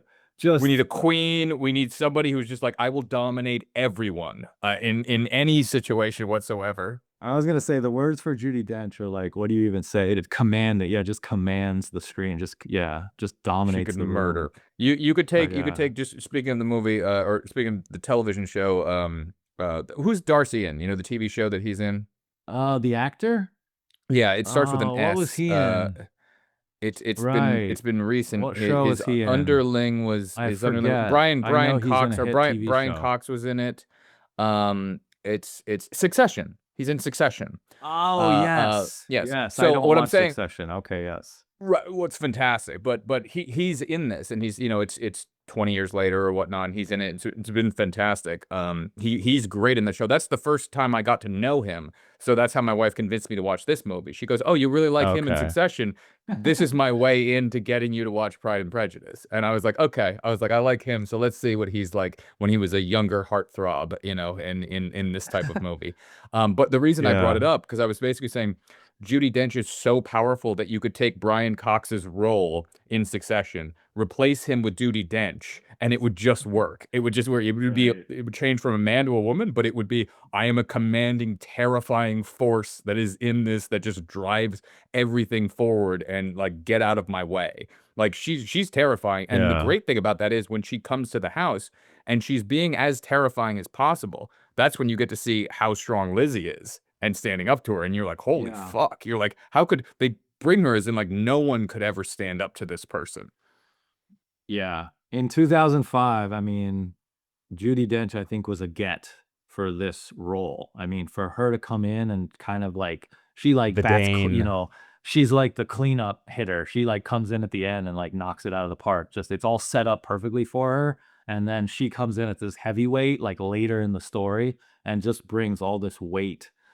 Yeah, amazing. And again, it makes Lizzie look better because like having be Judi Dench, it makes Lizzie an even more powerful character because the reason I brought her up is because I was gonna say when Lizzie goes to her house and they have that dinner, you know, the way Judi Dench reacts, she's like, "My God, you give your opinion, you know, very decidedly for so young a person," right? So the Lady Catherine character is a little bit offended by Lizzie. Lizzie's like, she really borders on to the level of like inappropriate, where she's being rude and insulting.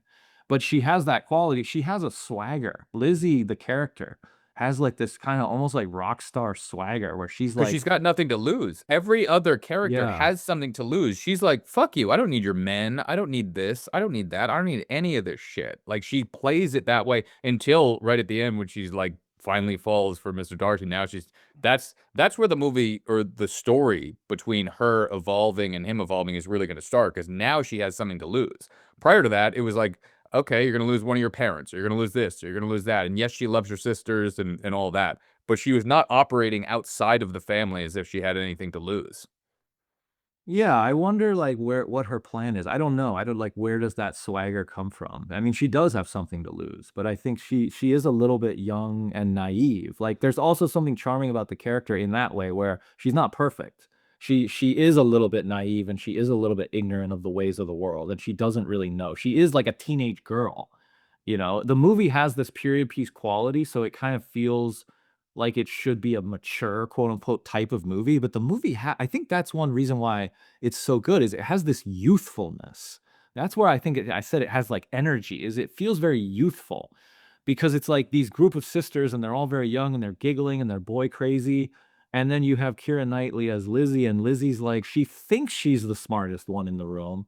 Maybe she is, but at the same time, like one of the best like little moments of the movie is when she goes to Darcy's house and she stands up on the carriage and she looks and you get that amazing wide shot of the house and Keira Knightley does this little giggle and she kinda looks like, "Oh my god," like, I had no idea how rich he really was, you know? She doesn't know that like, this man had already proposed to her, and she's like, "Oh my god." Like, I said the thing I acted like I'm better than you, dude. And then now I show up and this is his house. So she's kind of like overwhelmed. So I think she does learn over the course of the film and she does grow. But he loves that about her, you know? And I think again, that's what's so charming is that she comes in and with this swagger, she's a little bit rude and Darcy loves it. I think he's in a way, he's also kind of bored of this world. Like there's something about him that is drawn to that as well, you know? Like he's also sort of framed as an outsider, right? He doesn't dance. He's a little bit and nobody really likes him. He's a little bit of this sort of fringe character. Like yes, he's rich, people give him respect, but they don't really like him. And so he's like on the outside and Lizzie's on the outside too.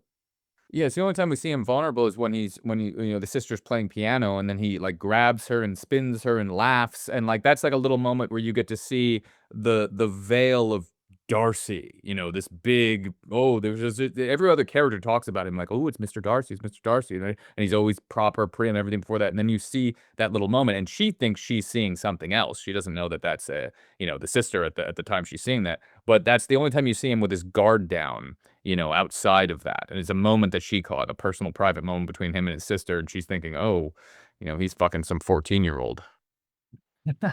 No, I noticed that. You're right. That's a moment where he seems truly relaxed and happy. He's smiling. He feels very relaxed. That I think there is something about the character, I suppose, that is self-conscious and he is a little bit insecure. And so he does kind of tighten up in these social situations and he gets very socially awkward. And I think he plays that really well. The actor plays that Yeah. so well because you only kind of catch them on first viewing. Well, I mean, on second viewing. When you're watching it first viewing, you're just like, oh, he kind of is an uptight prick, you know? And then you watch it the second time and you notice a bit more of like, oh shit, okay, he was playing you know, more comfortable than he is in these situations. He doesn't like these situations. And it's you get to see that a bit more through his eyes. You should always see it through her eyes, but you get to see that a bit more through his character, and you go, "Oh, okay. I see some of those insecure. Oh, you're faking this little moment here." Yeah, I realized that he also grows because of her. I think that's why it's Yes. such a special love story is they inspire each other to grow.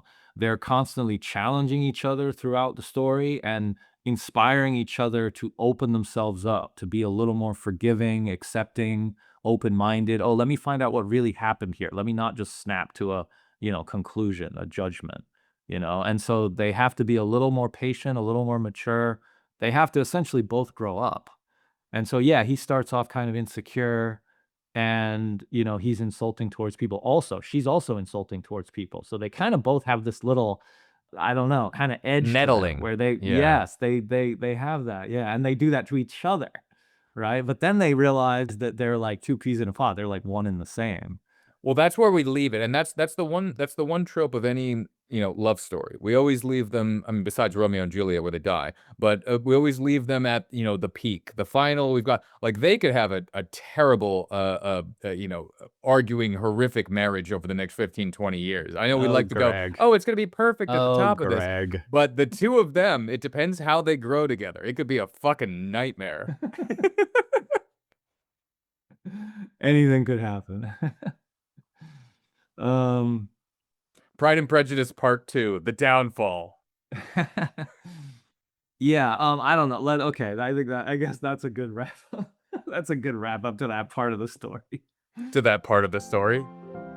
This episode of Light Up the Dark is brought to you by Pemberley, the new dating app that connects you with eligible partners who can dance, read poetry, and brood attractively by the window.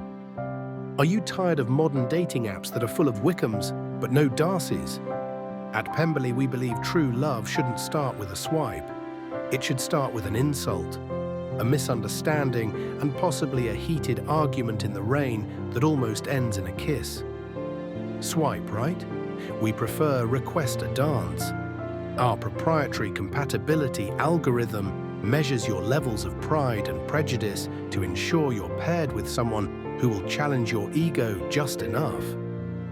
Whether you're a hopeless romantic like Jane or a chronic overthinker like Lizzie, Pemberley will help you find your very own emotionally unavailable landowner to fix. Download Pemberley and start passive-aggressively chatting today. Use promo code Andrew and Greg, and you'll get 10% off your first ball. Pemberley, because first impressions are overrated. Something I always marvel at with great films is if you can start really strong and then end really strong. Wow them in the end. Yes, wow them in the end. You have a few like key great scenes along the way. Usually you need something in the middle as well. The amount of insubmersible units. Sorry, I'll stop talking, but I'm just Pretty you're much, yeah. shooting my mind there. That's helpful. That's great. Yes, exactly. And yeah, I mean, when you get to the end of this movie, so it's like a movie that's full of these great camera shots, right? And the cast is great, and it's like it's a great movie. You know, I'm enjoying it the whole way through. And it's like I love this moment in movies where sometimes movies to me kind of like they hit that next gear, you know, and it's like they kind of ratchet up.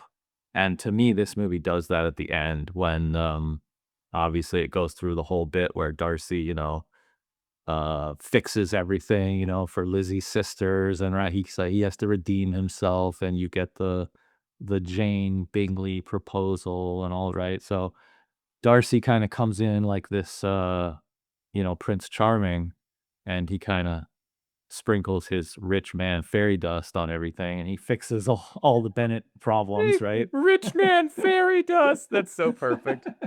Right. And yeah, and just filmmaking wise, man, I mean, that scene, I just love that scene. It's like Lizzie realizes, you know, by that time she's warmed up, and now there's been the whole turn.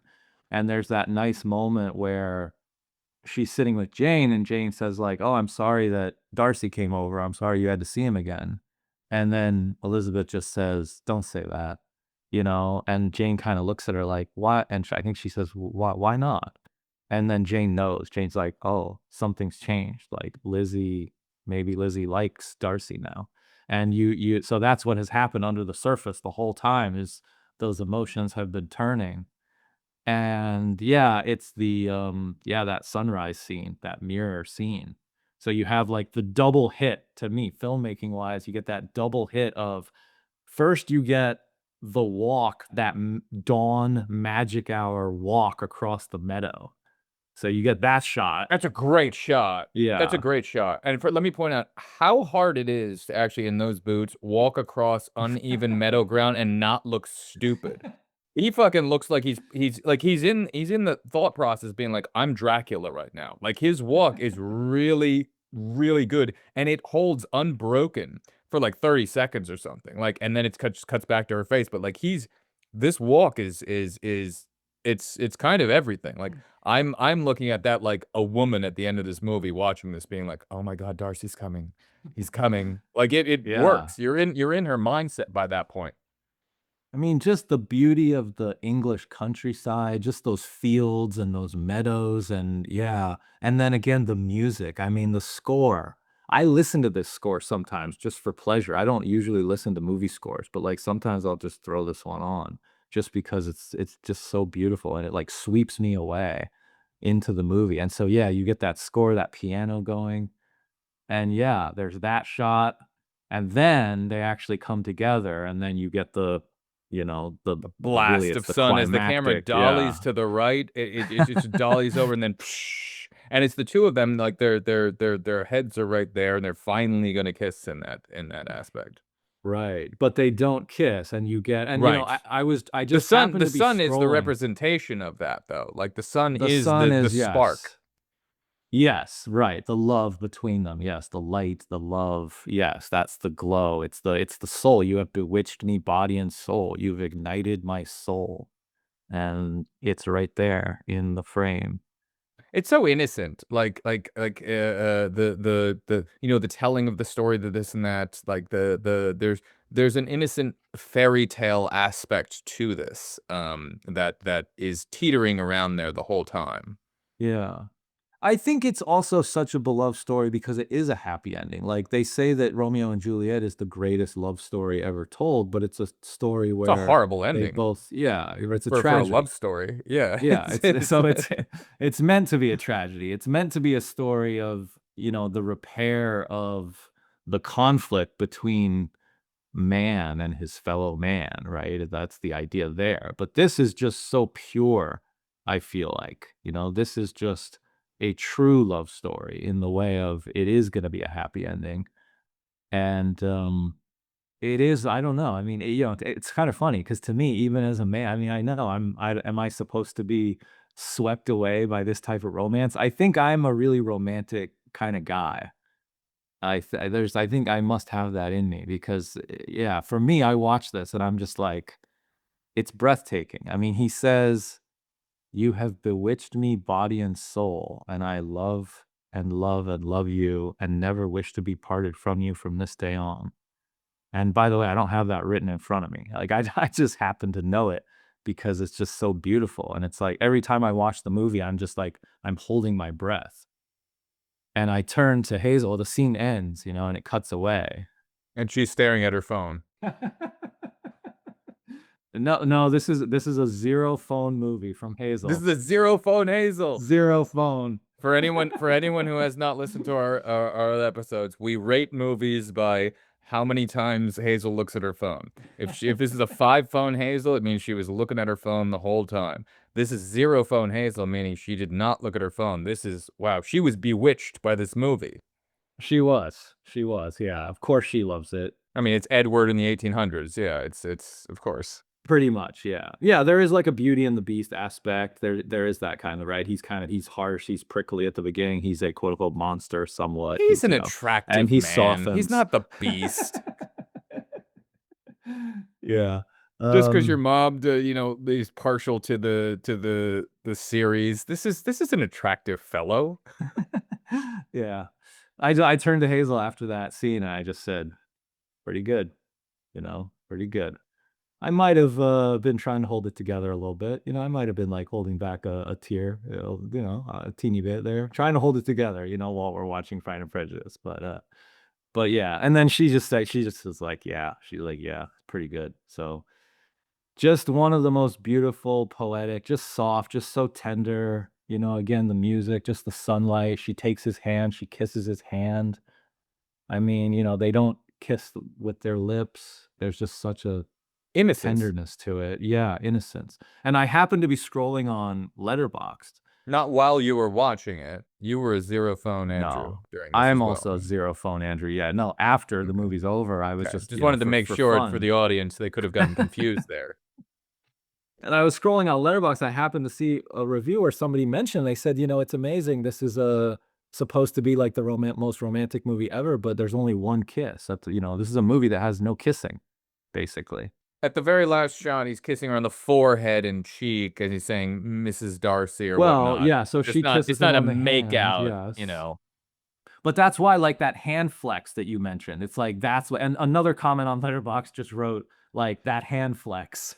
Oh, Like, did they just, really? So they oh brought it yeah, out too. oh Yeah, because yeah. the hand flex Oh, that is it's like one of the best moments. Yeah, yeah, it's yeah. when he because it's punctuated by that look that he gives when he's like because that Right, look and he like is turns away.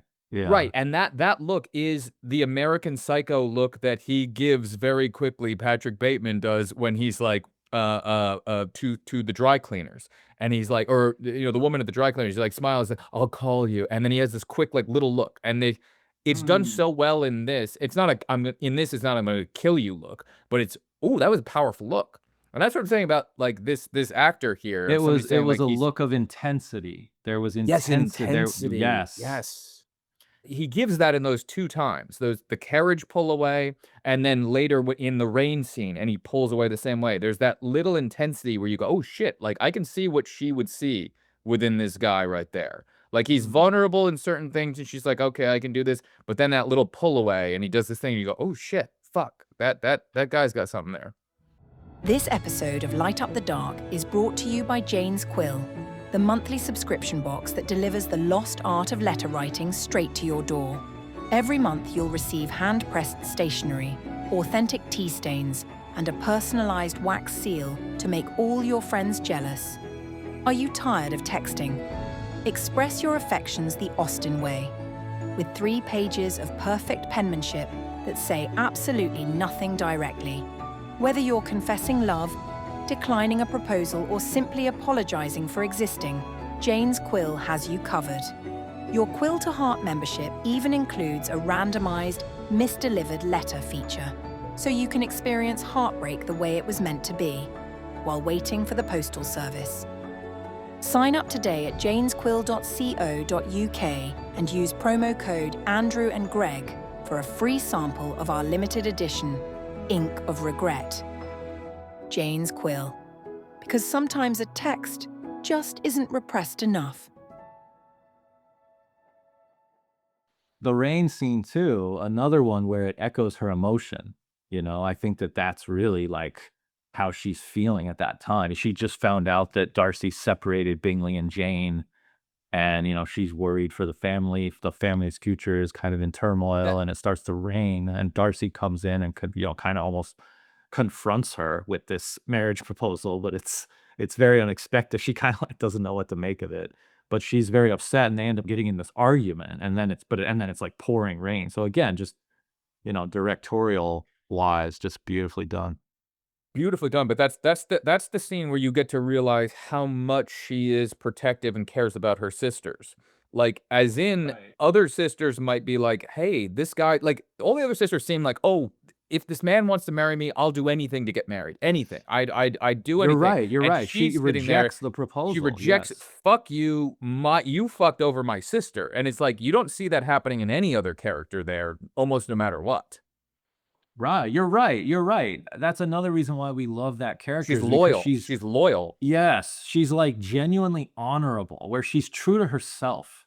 The reason I think she has She's this a swagger is superhero, and that's she why is you kind of like a this superhero. movie. You know who she kind of a little bit reminds me of is Dr. Richard Kimball. In the same Thank way. God we Here's get the why. fugitive Yes. back here. Thank In God. the way of she is like a superhero. She's of course not a superhero, but she's just so capable, and she's so cool, and she has so many moments where you're just like, yeah, like when he saves the little kid in the hospital, right? And you're just like, wow, like what an amazing guy. And you have that same feeling toward Lizzie here, where you're just like, whoa, she's so cool. She's always saying the perfect thing, and she's always coming out on top. She's always standing up for herself. She's always being true to herself. But that is a superhero. I wouldn't say that she's not. Yes. For Yeah, that that it time is like a period, superpower. Yes. for that time period, no other woman, at least in this Jane Austen type, writing type way, no other woman is being presented in that way. So she is the only one who is like that. Yes, Judi Dench is kind of her own powerhouse or whatever, but this woman is sitting there going, fuck all of anything, fuck all of your tradition, fuck all, get with a man, do this and that. I have my own values that I'm standing for, and fuck anything that goes against those values. She's Richard Kimball meets Superman. Yeah. Yeah, and something I was thinking about just earlier was how I loved how she was contrasted with Bingley's sister, the redheaded woman. She's essentially the mean girl of this movie, right? She's always It's a great way of putting it. judging Yeah, and that's nice. yeah. She's always making some insulting, sarcastic comment. She's always Yeah. trying to. Yeah, yeah. So she's very unpleasant. So she's a rich woman. She thinks she's high status, but she behaves in a more low status way where she's insecure. She's always trying to undermine other people. She's gossiping. She's a little bit reckless, right? She's rude. And in front of Darcy, she says, "My God, did you see her hem?" So what I was thinking about earlier was like, Darcy would not want to be with her. Like, you don't want that type of woman to be your wife. She's going to be making you look bad. She's going to be the mean girl with all the other women. And that's not a good reflection on him as a man. So that's not the type of woman that you would want to make your wife. And Lizzie, even though she's a little bit insulting, it's like the superpower. She's got principles. Yeah, the superpower is that it's under her control. And so it's like she kind of weaponizes it. She uses it very strategically. And so she can dial it up and dial it down if she wants to. So she's very socially aware and she is very honorable. So she's a good person, good heart, understands how to behave in social situations and always stands up for herself. And, and you're Darcy and you're looking around at all the women who are the options around here and you're like, there's only one What choice. more do you want in a superhero? Yeah, and then she's Keira Knightley. Yeah. And so I realized actually Lizzie, I don't know how to put it, but just like it's almost like the perfect woman in that, at least in that time period. She's essentially has all the traits that you would want a woman to have. She's respectable, she's beautiful, but not vain. It's like the perfect balance of every trait. Just to point that out, are we looking at that? Just to point devil's advocate, are we looking at that as that's the most perfect woman you'd want nowadays versus some of the other people being who like, you would want then? Right, they might just want, I want the mousy blonde who's going to do anything for me and just say yes, husband, no husband. That might be Right, the I see. ideal Okay, yeah. when this was written, and the end of this movie, which is probably the end of the novel or whatever, might be, hey, Mr. Darcy is a bit more progressive and interesting because he just doesn't want the boring woman that's just going to do anything he wants. He kind of wants this weird little firecracker who's going to be a challenge. And he knows that there's going to be ups and downs. This doesn't end with him just kissing her on the forehead, being like, yes, Mrs. Darcy, no, Mrs. Darcy, like, you're my Darcy. Like, she's going to be crazy and she's going to want to go walk in the woods for 5 days and just read her book and go on a swing. And that's going to keep him interested versus some woman who's just sitting there like another servant. You know what I think it might kind of be? It's like he's tall, he's handsome, and he's essentially the most rich guy in the area. Like, certainly one of the most rich. So he's essentially conquered this society. There's what else? He's What's going to Batman. challenge this guy? He's Bruce basically Wayne. yeah. He's Bruce Wayne. basically the 17th century English Bruce Wayne. Exactly. Right. So it's like but his parents didn't get killed. So he's just on top of society. He's just walking around like, I'm bored by life. Everyone treats me great. But he gets a little interested in Catwoman because Catwoman's a little fucking wild and she's out there. What the fuck is she doing? There you go. But I do think that actually speaks to what makes him so desirable. Like, why do women think Darcy's like the ultimate male romantic hero? I think it's also because he loves that about Lizzie. He wants to be challenged. He's confident enough in himself. He's like secure enough. He's like, I'm tall, I'm handsome, I'm rich. So I want someone to push me to grow. And she, like we said, she does push him to grow over the course of the film. He has to get a little bit out of his head. He has to get a little, less stubborn, and he has to be more open-minded. And he starts to realize, whoa, this girl is actually good for me. This makes me a better person. Well, she's an X factor because without her being introduced to him, he probably would have just met or gone with the Judi Dench. They were going to get married since they were children. This has been arranged. And he just would have gone down that path and been boring Mr. Darcy for the rest of his life. And he's looking at her going, ooh, she's an X factor. She's wild. She's out here. Like, she's like no one I've ever seen, and she kind of can't be controlled. And I'm betwixt by this, this woman, and I've given her all my love, and I've done bewitched, and I've given her all my love and all my shit, and then a year goes by, and a year later he's like, I haven't changed one bit. Like, he's still obsessed, which is not a great way to start a relationship. So that's why I'm saying, like, this could be a very interesting, tumultuous type thing where she's like, Daddy, I do love him, and he's like, oh, I do love her. So that's why I kind of do want to see the part 2. I want to see where I would because love this to is the see that. story this is the story just starting, because the fact that they are Mm. so similar and they're coming together and Mm. she has these characteristics of going like, I will stick by him, I'll do this, but they're gonna fight and they're gonna be crazy. It's gonna become The Notebook. You know, it's the two of them are gonna butt heads and go back and forth like lunatics, but we don't get to see them really together till the last scene, and then they go, okay, we're gonna do this. But in The Notebook, you get to see them go up and down in the fights and the this and the that. That's what would happen with the remaining of this, because she's not going to be docile. She's going to be all over the place, and he's going to get frustrated at numerous times. Like, just part 2 of this would become so interesting. And they could actually do it right now with the same 2 actors, Keira Knightley and him, come back together, and we actually get to see 20 years later a real oh man, can we sign a petition? That would be so good. Dude, legacy sequel for Pride and Prejudice. Oh my God, yes. Like, Same I would director. be I want. there. All right, Yeah. Oh now my we need my God. sequel things. Same director. They're still in England. They have not moved to Oh, of America or course. gone somewhere else. Yeah. They're in They England. have to We're still in the be at same like place. Pemberley or what? Yeah. Same whatever Pemberley thing it's called. Same thing. Everyone comes back. All the sisters are older now. Oh man. Dench, like I don't know how we do that, but we'll find a way. Well, you know what? Maybe. I don't think there was ever a Pride and Prejudice sequel book. I don't think that No, I exists. don't think so either. Yeah, that doesn't exist. No, fuck that. This is just in this Right. universe, in the movie universe. We get Yeah. a part 2. I'll say this, if we could somehow like movie magic this where just all the Jane Austen fans just let it go, just you know, take it from me. Take a giant Andrew chill pill, just take a deep breath, just relax. This is all just for fun. Let some screenwriter, let like some brilliant screenwriter, some English like playwright or something, write a script for Pride and Prejudice 2 where Lizzie and Darcy have all their kids and now it's Lizzie and cuz there's actually a line in Pride and Prejudice that you could see as a little bit of foreshadowing. Lizzie's mad at her mom because her mom is trying to like, you know, get all the daughters married. And Lizzie's like, yeah, but I'm not really loving the husbands that you're sort of pushing all my sisters off to, right?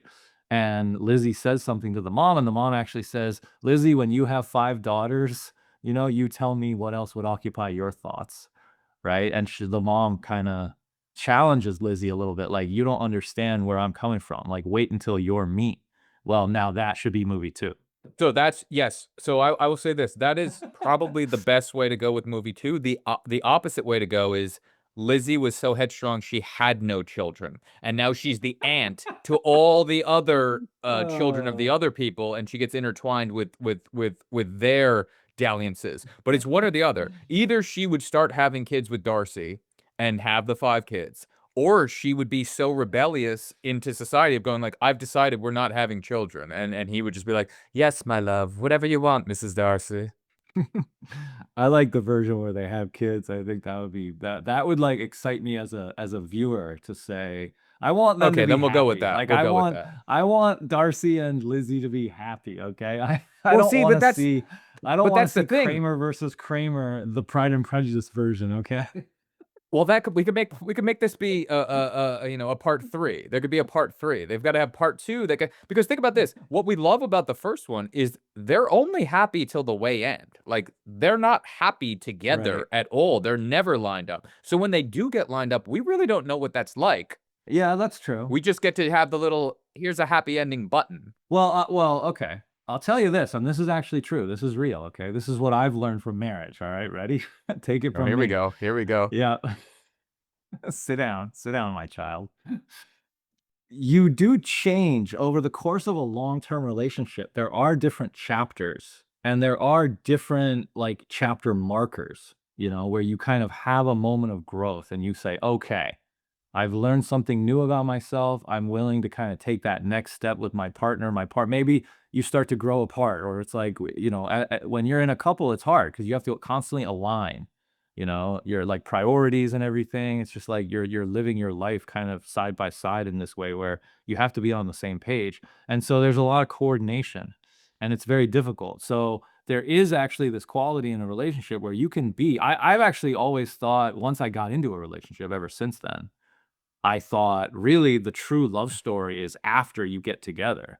because what I'm saying, once, yeah. you know, getting together is actually the easy part. Once you're in a relationship, you realize the getting together was the easy part. The hard part is making it work. Yeah, and if this was the easy part, this was a real hard, easy part for the two of them. So Right, imagine how right. easy, quote unquote, it's going to be when they actually, get over the honeymoon stage of 2 weeks of, wow, your house is really big. This is nice. And you stop kissing my fucking After, forehead. Stop kissing right. my forehead. Why are we sitting out here in the fucking veranda? I don't want to be doing this. Like, it's gonna get tumultuous. It's gonna get fucking crazy.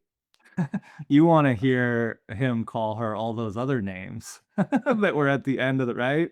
He says, like, only when you're cross, right? What was the name that she says? Call me this when you're cross. You want to hear him say that. Yeah.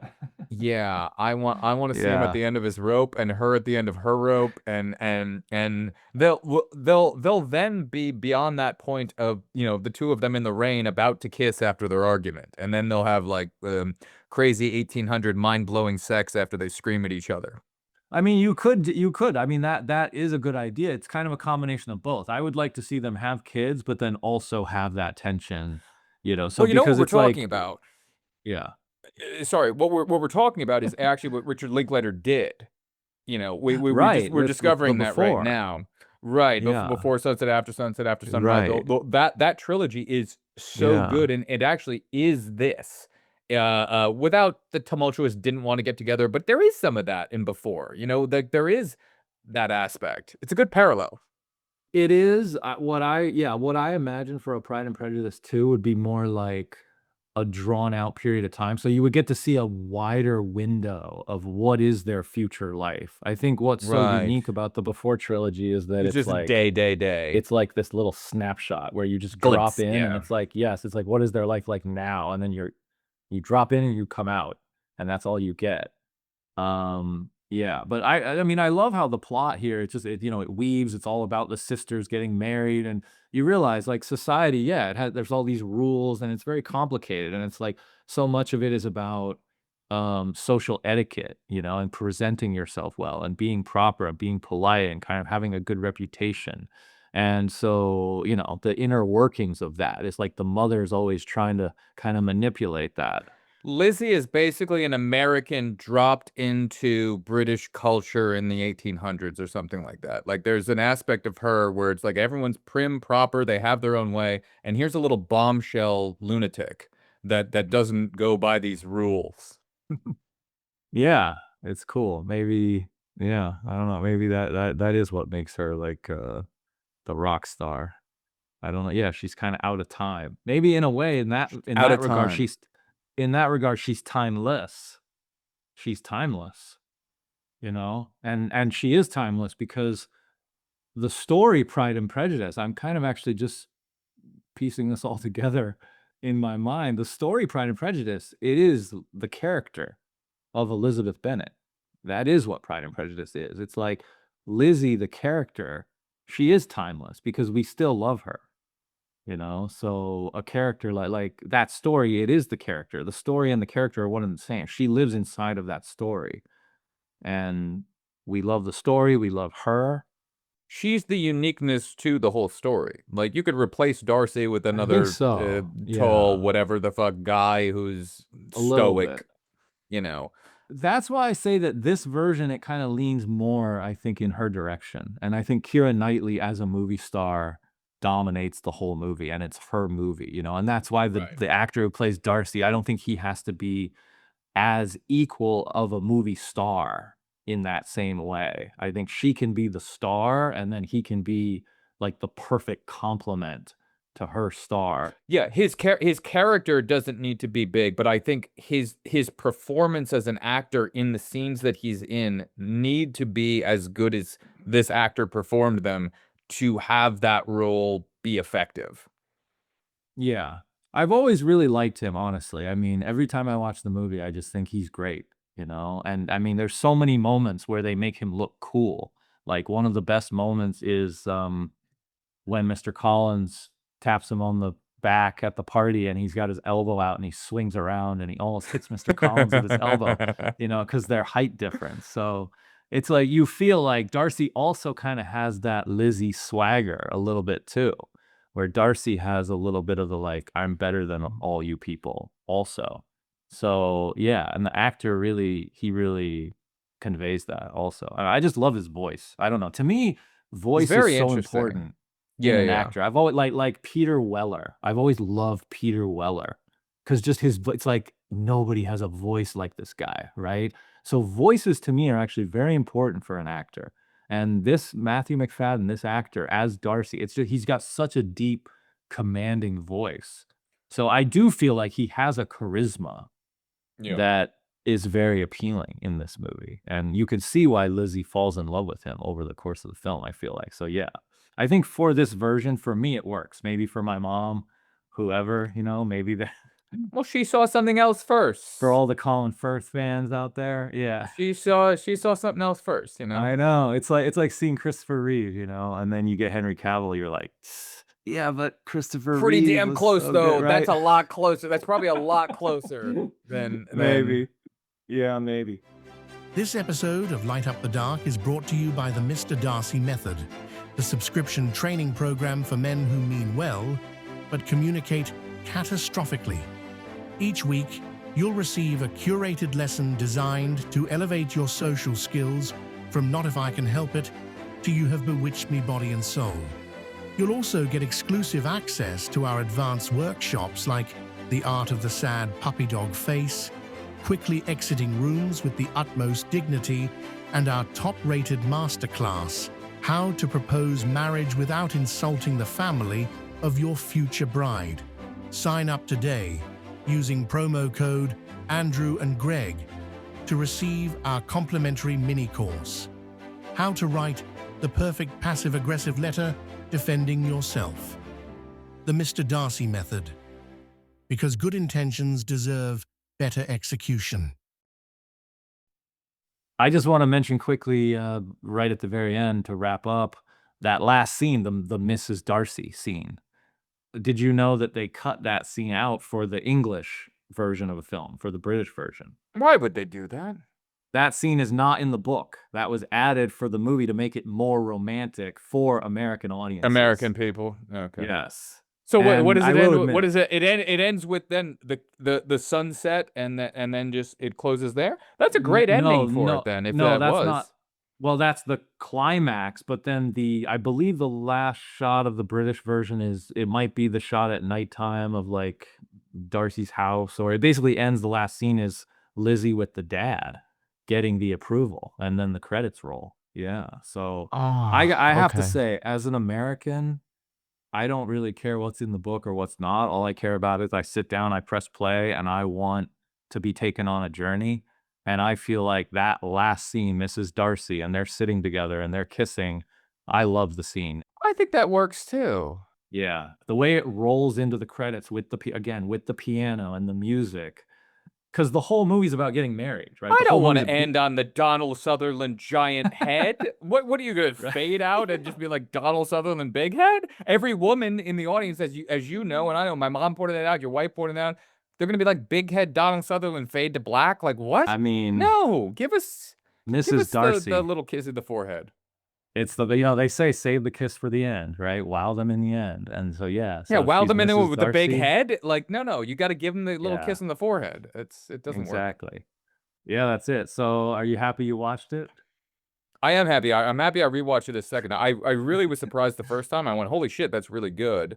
The movie works first on the level of the acting and everything else that's going on, but it's so well supported by the way that it's shot. There's such care, attention, and detail placed upon this film that you can tell the filmmakers, everyone in this, they really did move towards making something that would last, and that's why we're talking about it 20 years later.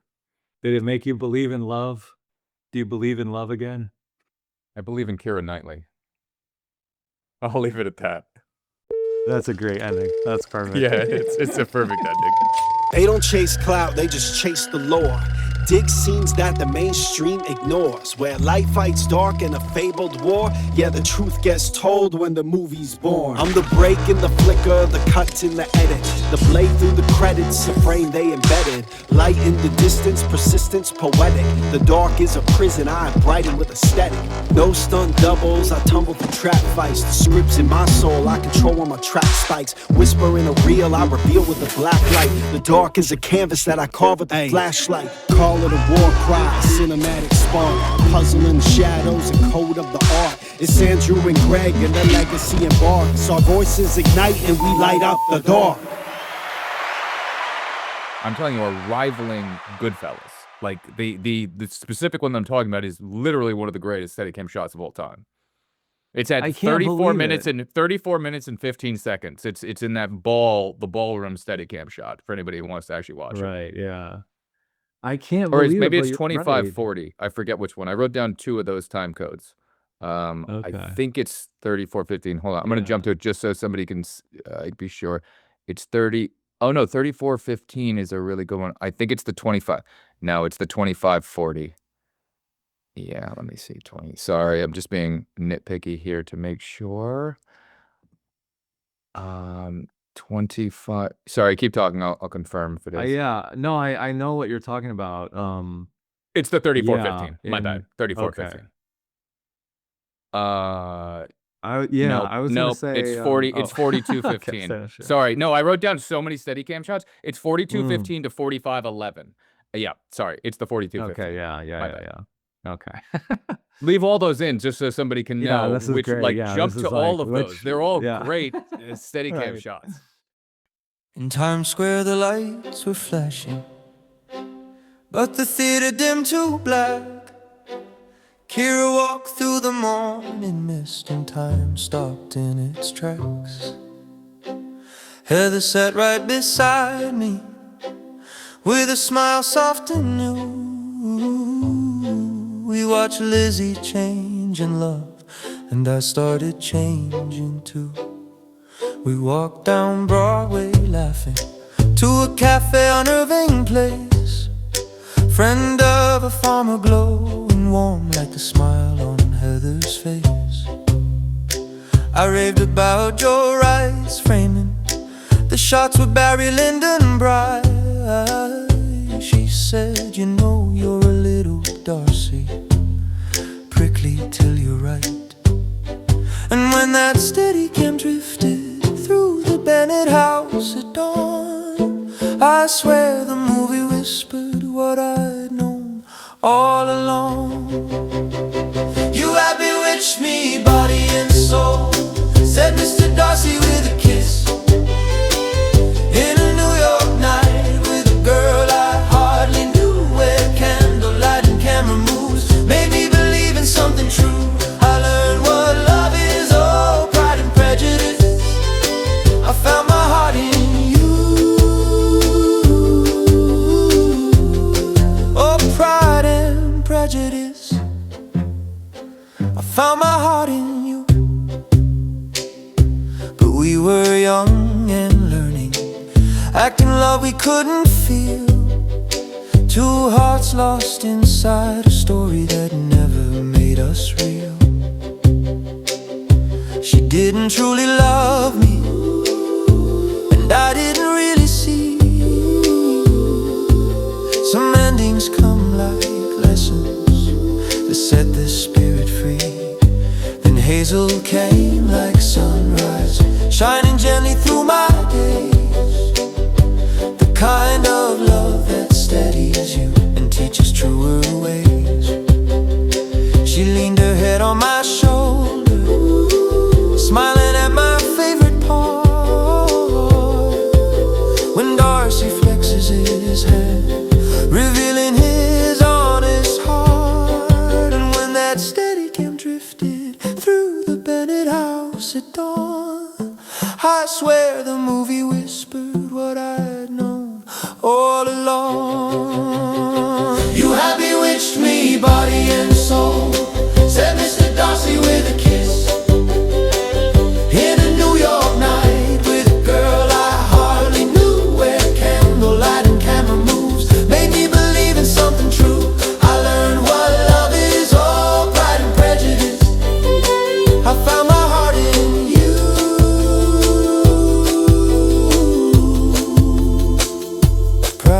kept them distant, prejudice had set them blind.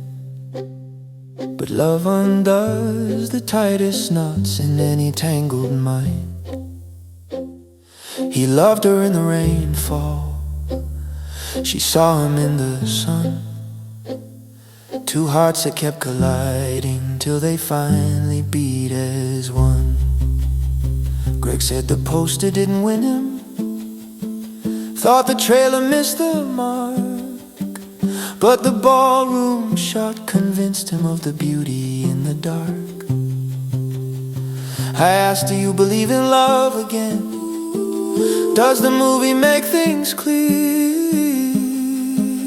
He laughed and shook his head and said, I believe in Keira. My mom loves calling us Darcy, calls Keira's powder Joe, says Matthew's thighs are unheroic and cast him out before he spoke. She's got a PhD in Austen, so I laugh and let her preach. But even she can't stop the spell of that magic sunrise speech. And when that Steadicam drifted through the Bennett house at dawn, I swear the movie whispered what I'd known all along. You have bewitched me, body and soul, oh, said Mr. Darcy with a kiss. In a New York night with a girl I hardly knew, where candlelight and camera moves made me believe in something true. I learned what love is, oh, Pride and Prejudice. I found my heart in you.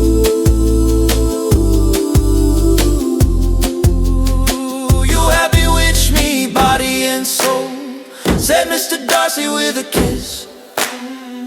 From a Times Square night to a life reborn anew, where Hazel's love awakened me and made my broken spirit true. I learned what love is, oh, Pride and Prejudice. I found my heart in you.